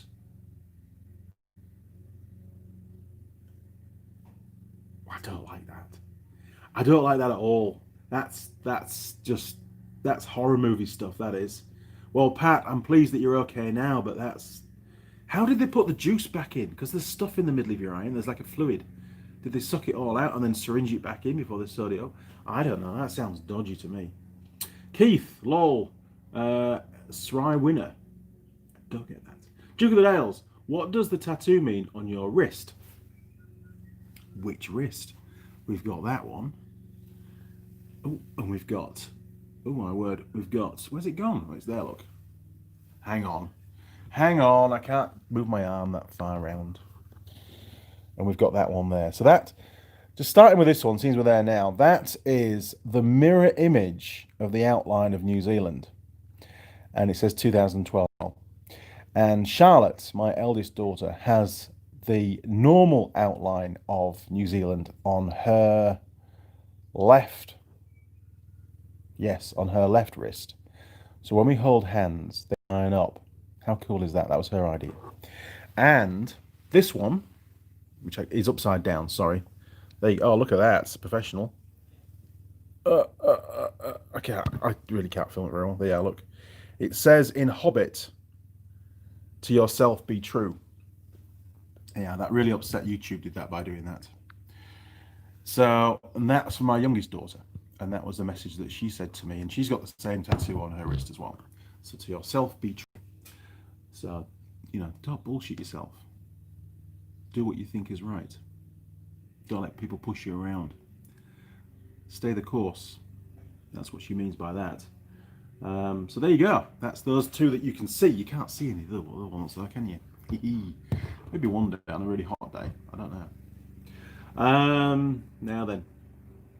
I goes, well, I use the Makita drills on sites where I cannot use a pillar drill, and it is mounted in a drill stand. 90% of the time, I use 18.5mm drill bit on fiberglass made flanges. Wow, that's a big size drill bit. Mike Adams, I bought a Hercules cordless hammer drill about 3 years ago for $80 from Harbour Freight. It's not let me down yet. You're a lucky chap. I've never had any Harbour Freight tools, so I can't really comment. I have got an account with them, but I've never actually bought anything yet. And they don't normally sell in New Zealand, I've got to order it in. Magma on Switch. What's funny is that you are the only person that shouted me out, and I didn't need to give a donation. Of course you don't. Thanks, man. I really appreciate it, and have a great rest of your day. So I think today's going to be all right. I hope it is. It's good. Oh, you see the eye is starting to close up a bit now, look. I have to go to hospital at some point and get that metal dug out. Mike Adams, Wops. What is that for? A bike? I've never heard of it. Yes, sorry, Mike. So the Australian government have decided that a rollover protection system on an ATV is now a legal requirement on new bikes sold.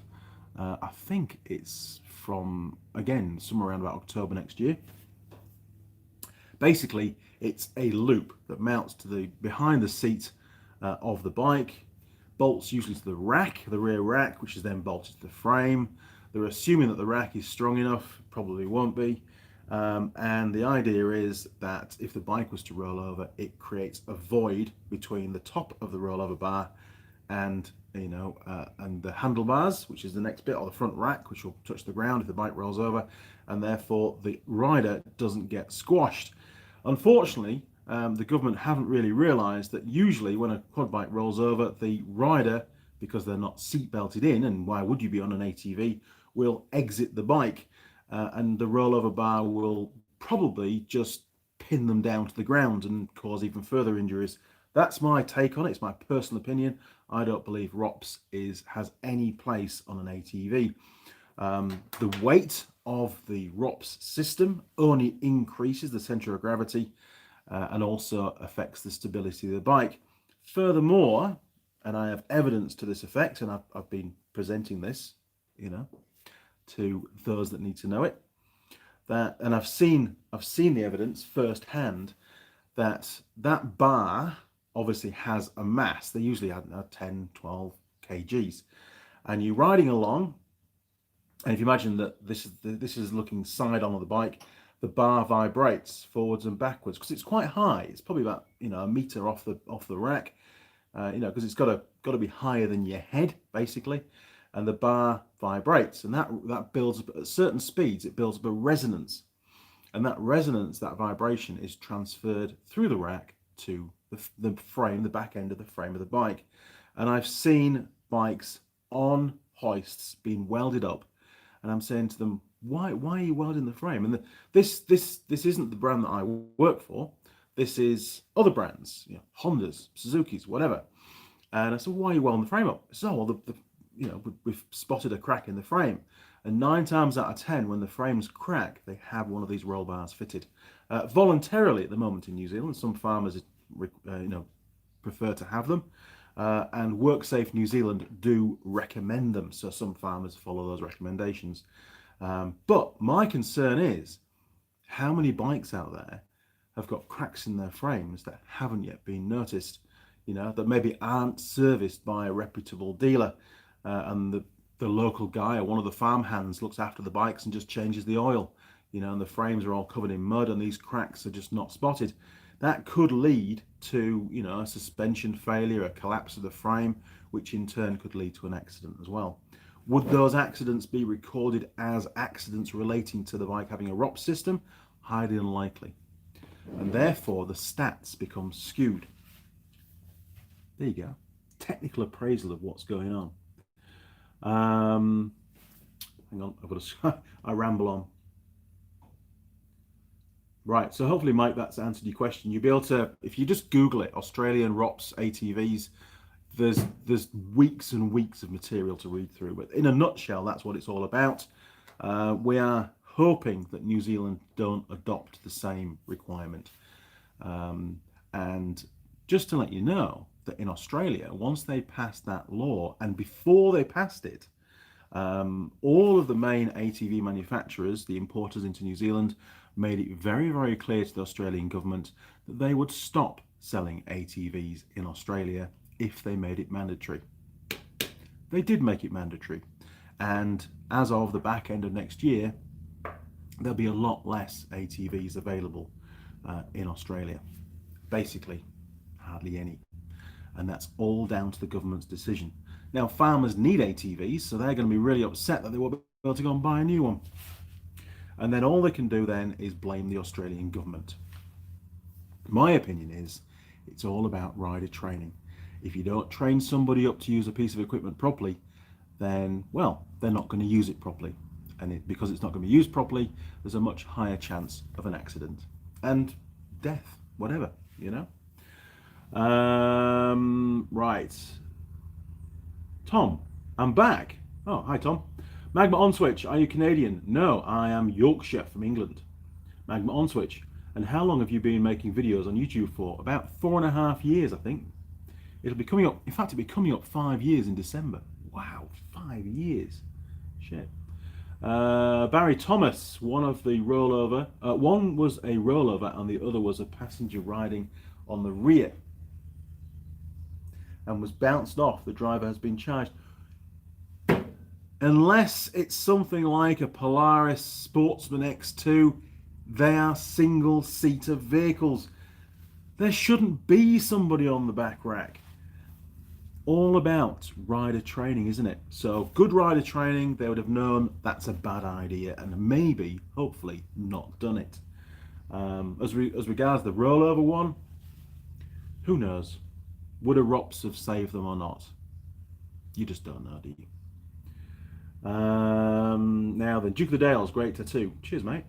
Brian Graham, I got a piece of red hot rusty metal split into my eyeball over 30 years ago. It hurt at the time and you can still see the mark now. Shit. Even if I angle grind for 10 seconds, I put my glasses on now. I normally wear a full face mask. I was wearing safety glasses, good ones. But I think they've just worked down my nose a little bit more of a gap between the lens and my face, and the spark found its way in, unfortunately.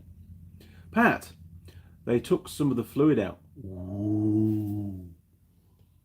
I didn't need to know that bit. Jeez. Magma on Switch, you should do more live streams. Well, I do one every Sunday. Can't do any more than that. And every now and again I'll do them on the road when I'm out, somewhere in New Zealand on an evening. I might fire up the old camera and do a bit of a live stream. Simon, won't the ROPS bar slam the rider in the back in the event of a fast crash? Probably. There's many disadvantages of having a rollover protection bar on the back of your ATV. There were studies done. I remember when we had ATVs, quad bikes, back in the UK for the off-road centre. We did a huge review of safety then, and one of the things that was brought up was rollover bars for the quad bikes. And there was a study done in the US around the same time, a couple of years earlier, by a university. And basically, and it's common sense really, if you've got a rollover bar, it has to be used in conjunction with a seatbelt. The only time that a rollover bar is of any true benefit is if you can control the position of the operator. If the operator is still free to move around, i.e. exit the vehicle, there's a likelihood that the rollover bar might actually roll onto the rider and pin them to the ground. And of course, then the whole weight of the quad bike is focused on a single metal bar. Sure, it might have a bit of foam on it, but that's enough to break bones and to also prevent the operator from escape. To go and get help. They might be pinned under the bike. If they don't have the rollover bar and the bike rolls over on them, then the weight of the bike is spread across certain points of their body, reducing the impact damage, so to speak. So yeah, it's common sense. If you have a rollover bar, you've got to have a seatbelt. The two things go hand in hand. And if that was the case, then you'd probably just fit a full cage to the bike, and all of a sudden, hey, you know what? It'd just become an ROV. Get one of those instead. Yeah, it doesn't make any sense to me at all. There is no logic that's been applied by the Australian government, in my opinion. And they certainly haven't investigated research that's been done.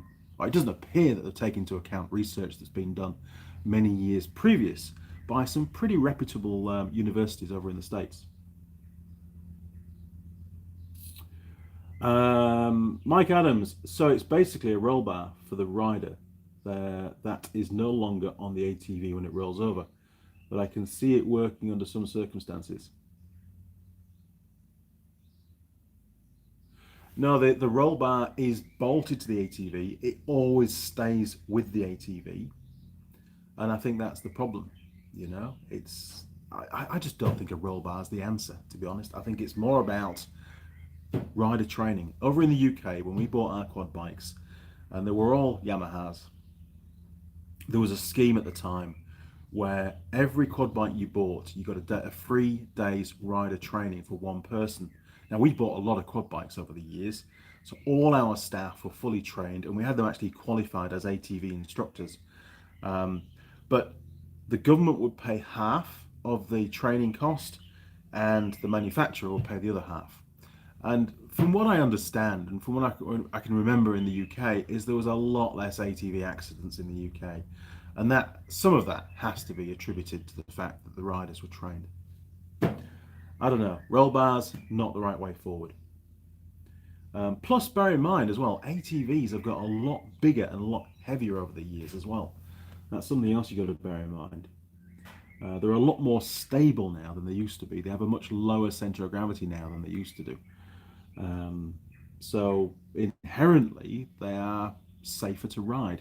There's, manufacturers have taken off protrusions on the bodywork, like the rear rack and the front rack. Well, certainly the rear rack used to have a little metal hoop around at the back of the seat or at the back of the rack, so you could tie things down. Those have all gone now, and the rack is just flat. So again, if it does pin you down, then there's less pressure points. Or it's not focused on one point, should I say. Right then, hang on. I've got to scroll down again. Kill switch. Night, Andy. Have to go to bed. Late as all. Bed? It's just gone 10 o'clock in the morning. Why are you going to bed? That's ridiculous. All right, Kill switch. See you next time, mate. Thanks for joining us.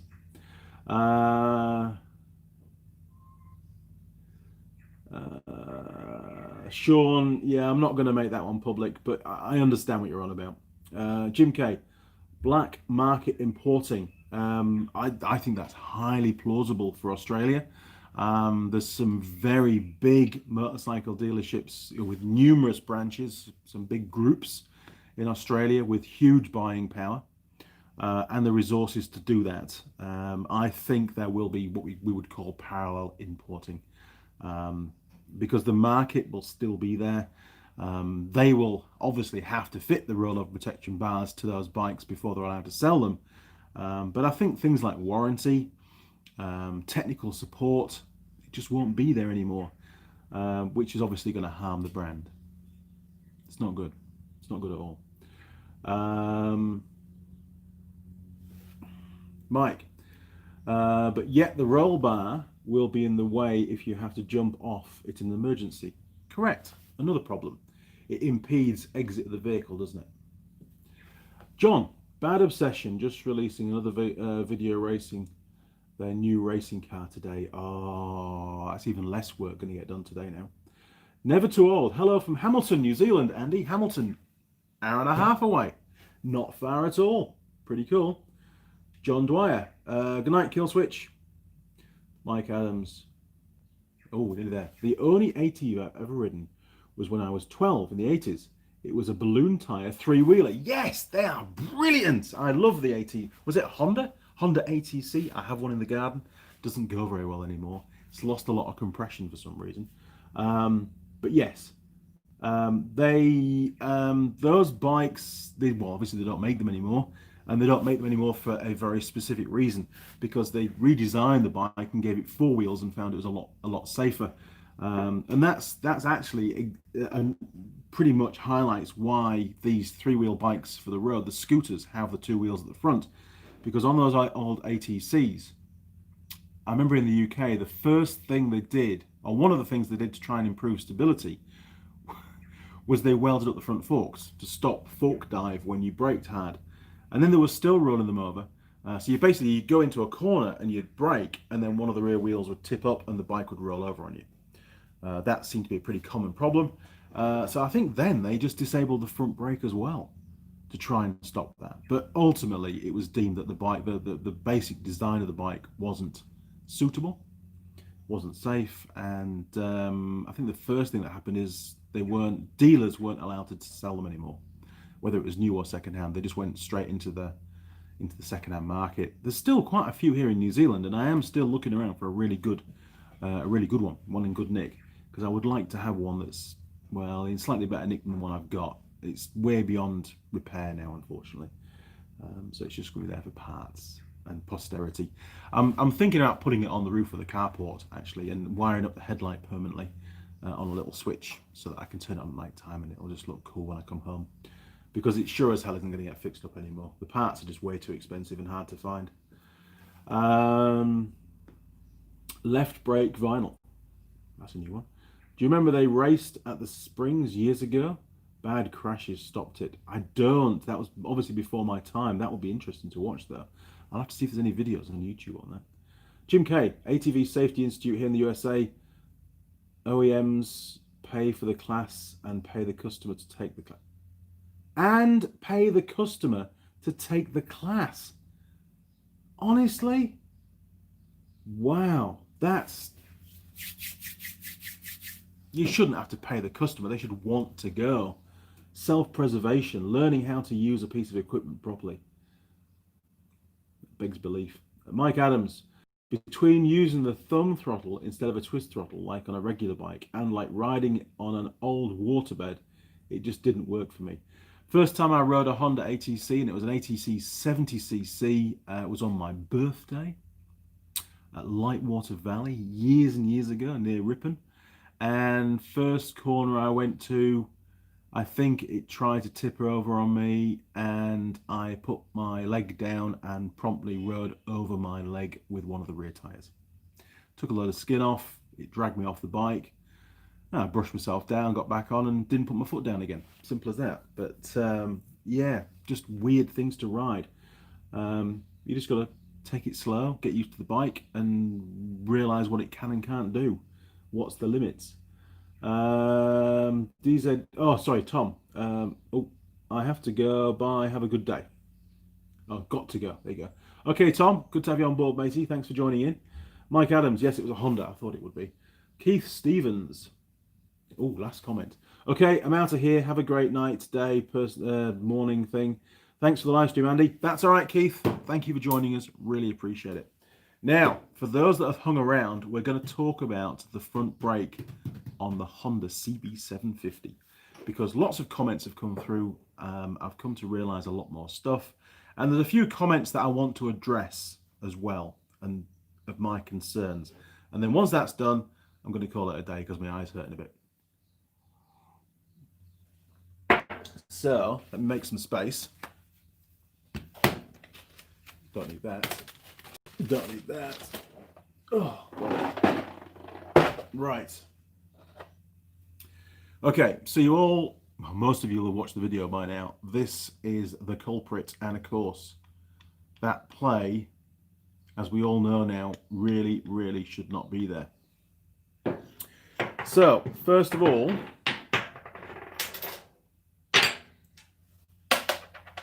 a few things really. I don't want to get covered in brake fluid. But yes, because of that movement, I did spot it, but I didn't mention it on the video.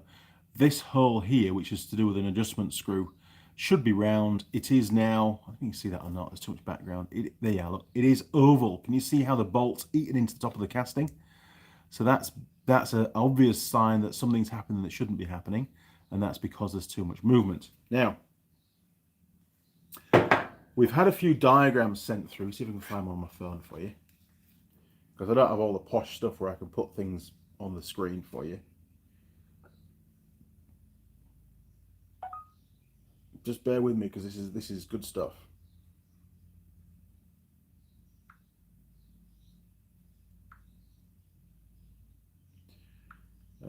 Yes, there we go. I found it. Right. So, if you can see that or not, that's the original pin that Honda supplied with the bike new. And looking at the new pin, which is in fact a modified bolt, clearly this pin, looking at the scale of that drawing, is a much larger diameter than the original pin. I don't know yet what that pin diameter is. It could be as little as 8 millimeters. This is at least 10. So, the concern that I have, and it was mentioned in the video, because the pin size has increased, then some material obviously has been taken out of this casting to make the hole bigger. And as a result, this is now weakened. It's nowhere near as strong as it used to be. That's quite a considerable percentage of the material gone.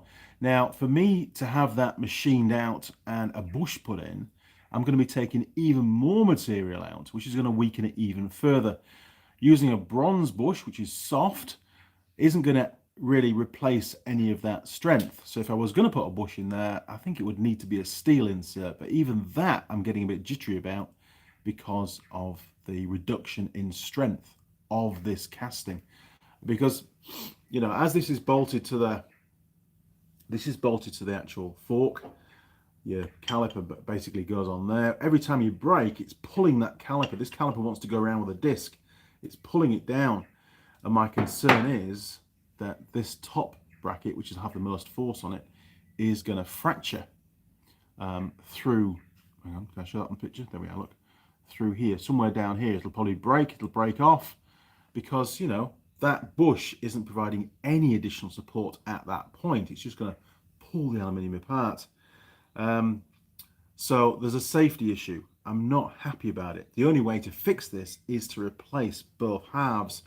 And I have fired through an email to my Honda parts supplier here in New Zealand to do a P&A, a price and availability of not just these two parts, this part and this part. Obviously the caliper's fine, we'll swap that across.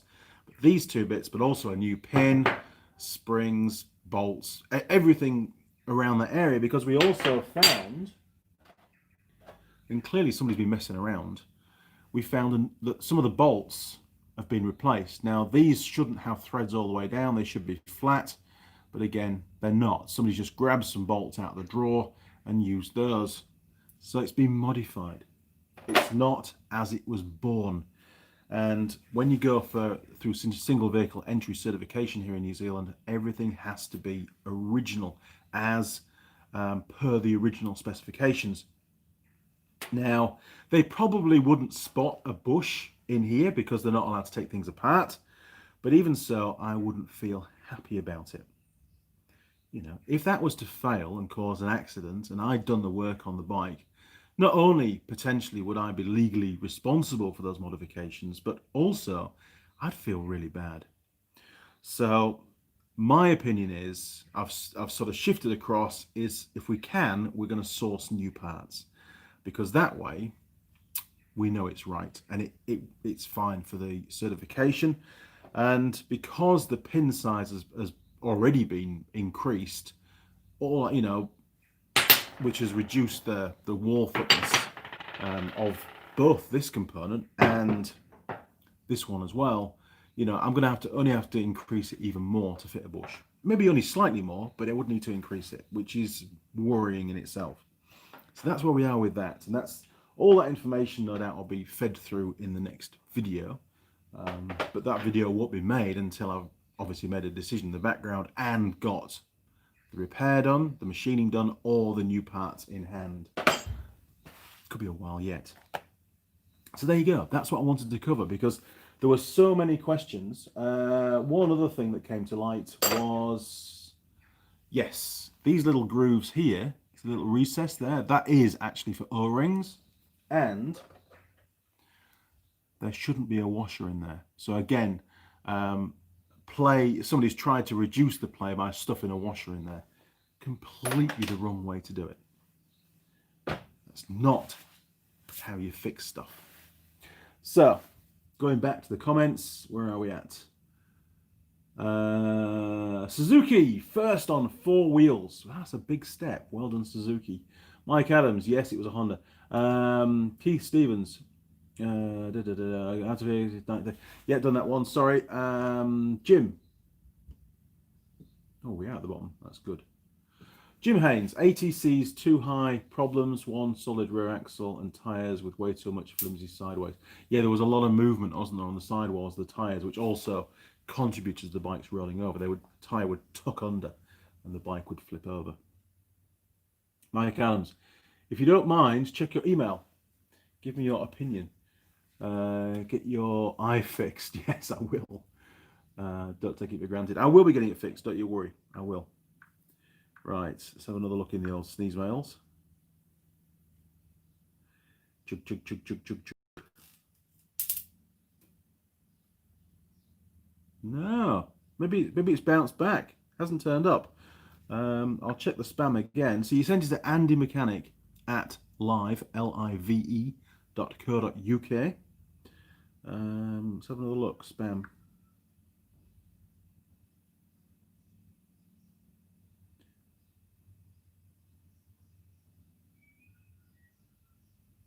No, it definitely hasn't come through.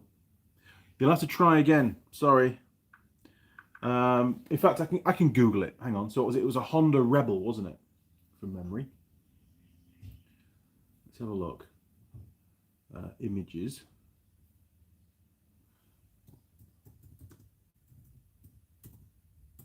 $250, wasn't it? Oh yeah. Okay. No worries. Yeah, they're a good little bike. They are. They're all right with those. That's not what I was thinking about. I like that because it's the let's have a better look. It's not the V twin. I don't like the V twin one, but this is the probably it's either I can only see one side of it. Oh, there we go. Okay, so it's a twin cylinder, parallel configuration. And it looks like it's twin overhead cam as well, so it'll go pretty well, to be honest, for a little 250. Very similar to the Yamaha XV250, but not obviously have the V twin element to it. It reminds me a lot of my old Honda CB200 twin, which I used to have. I had the 12-volt version, CB200 twin. Oh, sorry, not CB, TM. It was sorry, CM200. Geez, getting old now. Cyril! There he is. I'll show you Cyril. This is Cyril. Hang on. There he is. That's Cyril. I used to have one of those. It was a brilliant little bike. I had tulip pipes on it, tulip exhaust pipes, and it had a different tail light on it. But it was the same color scheme as that. It was a 12-volt version with CDI ignition. And I rebuilt that engine so many times. And that one, I think, from memory, was only a single cam. It was only a single cam, sure of it. But good little bike. Really enjoyed that machine. And as regards the Rebel, just so that everybody can see,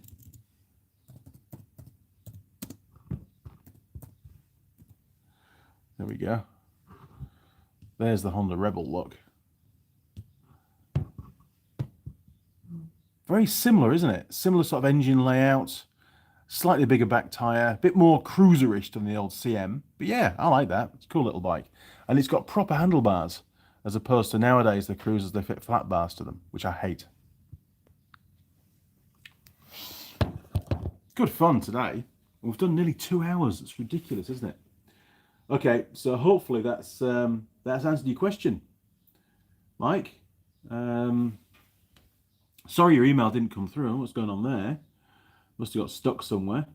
But yeah, I'll definitely get my eye looked at either later on today or tomorrow, to be honest. Mike Adams, done that. So thank you, Mike. Appreciate it. Duke of the Dales, thanks for a great live stream, Andy. Have a great week. MG, bye, Andy. Stay safe. Jim K, what else are you going to do today? Well, I was planning to make a start spraying all those 100, well, there's actually 80 now, 80 brackets for the number plates. I've got all the paint and everything now, but I just don't feel in the mood for spraying anything with the eye as it is. It is starting to just get a bit sore again now, so just get that Viking put back together later on this afternoon and then trundle up to Auckland and dump the trailer at work and just crash out, to be honest, because I'm getting pretty tired. Big day again tomorrow. I've got a big handover to do with a couple of units tomorrow morning, so lots going on. Jim Haynes, if you can't replace Honda parts, there are many valve guides that would be very easy to convert to 8mm ID and would not need to make bore any bigger.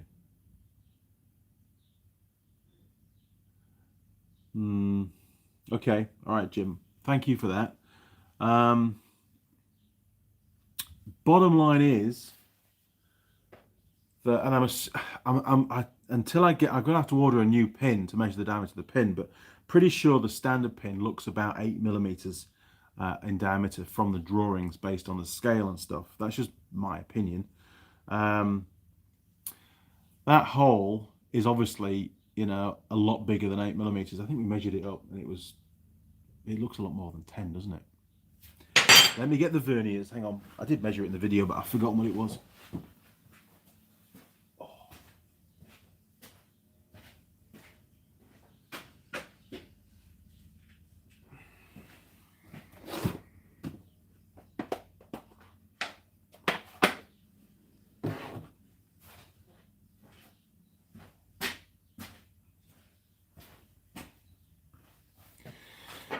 Okay. So assuming that the original pin is 8mm, oh, clock's on. Oh man, yeah. Okay, this one is actually, it was bigger than that. Hang on, it must have moved. He's already 11mm, just over 11mm. So that's 1.5mm of wall thickness has already gone and been taken away. That can't be replaced. I know we can put a bush in there, but I don't really think that the bush isn't going to really add any additional integrity, strength to that component anymore, because it can break from behind the center line of the bush, where the bush is just pressed in. If anything, actually, by pressing the bush in, it's putting more force on the remaining aluminium, so it's even more likely to break. What have we got as a wall thickness? So that's 5.6mm remaining wall thickness. And we've taken 1.5 away, so it should be 5.6. Should be should be 7mm, and it's now 5.5. It's quite a percentage, isn't it, to take away? Maybe I'm worrying over nothing, but this bike's a good friend of mine. Yeah, the guy that owns it, so I've got to make sure it's right for him. It's looking like new parts, isn't it? I hate to say it. I like to fix stuff, but with it being a braking component and the way that it's designed, and the fact that all the force is, all the braking force, don't forget, is, where's my pointy stick? There we are, look. All the braking force is being applied this is the top, there we are, look, is essentially being held by that bit of aluminium there and that bit there, those two sidewalls, because that's where it's going to break. It's going to break somewhere between there and the back.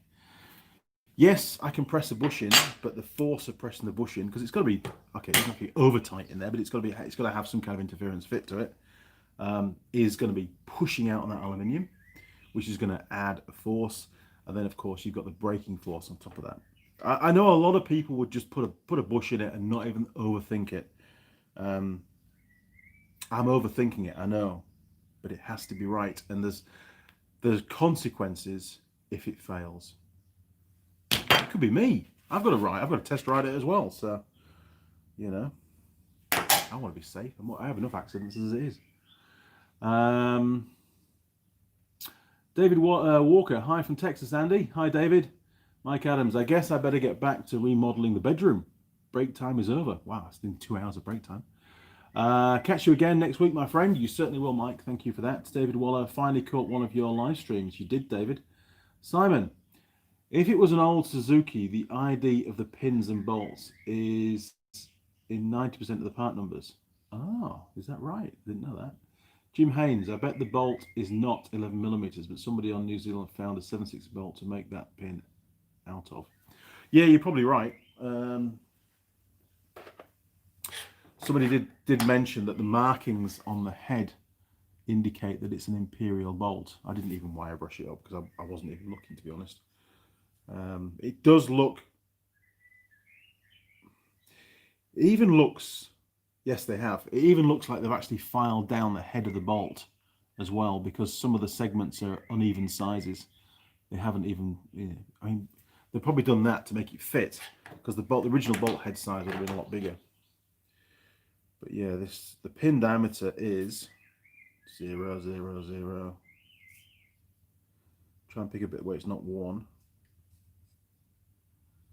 Yeah, it's 10.93, so yeah, probably about 11mm. There you go. So it's amazing how many comments and stuff this kind of thing brings up. If it was a bike that was just going to be put in a museum to look nice, then I'd stick a bush in it, no problem at all. But it's not. This bike is going to get ridden. It's going to get ridden all over New Zealand. It's going to go on a tour. It's got to be right, hasn't it? Anyway, the comments keep popping up. Grade 5 bolt is 3 what? Miles? What does that mean? Oh, 3 marks. Grade 5 bolt is 3 marks. Well, it's got 3 lines on the head. But anyway, it's sort of incidental, really, because this isn't going back in anyway. And it's clear evidence that somebody's already modified it once. It's clear evidence that the diameter now is around about 11mm when it should be, I believe, around about 8mm. We'll only find that out when the new pin turns up. I've got to order a new pin to do that, so. And I've got to sign a document to say that the bike is as spec. And the only way it can be as spec is new parts. Simple as that. And as long as if the new parts are available, then it'd be a different matter if the new parts were no longer available, because then you've got to go down a different route. But whilst the new parts are still available, I have to get new parts. Imagine me stood up in court and saying, and the judge saying, well, why didn't you buy new bits, Mr. Young? Well, I didn't want to. I wanted to fix them. There's a fly in my coffee. Doesn't wash, does it?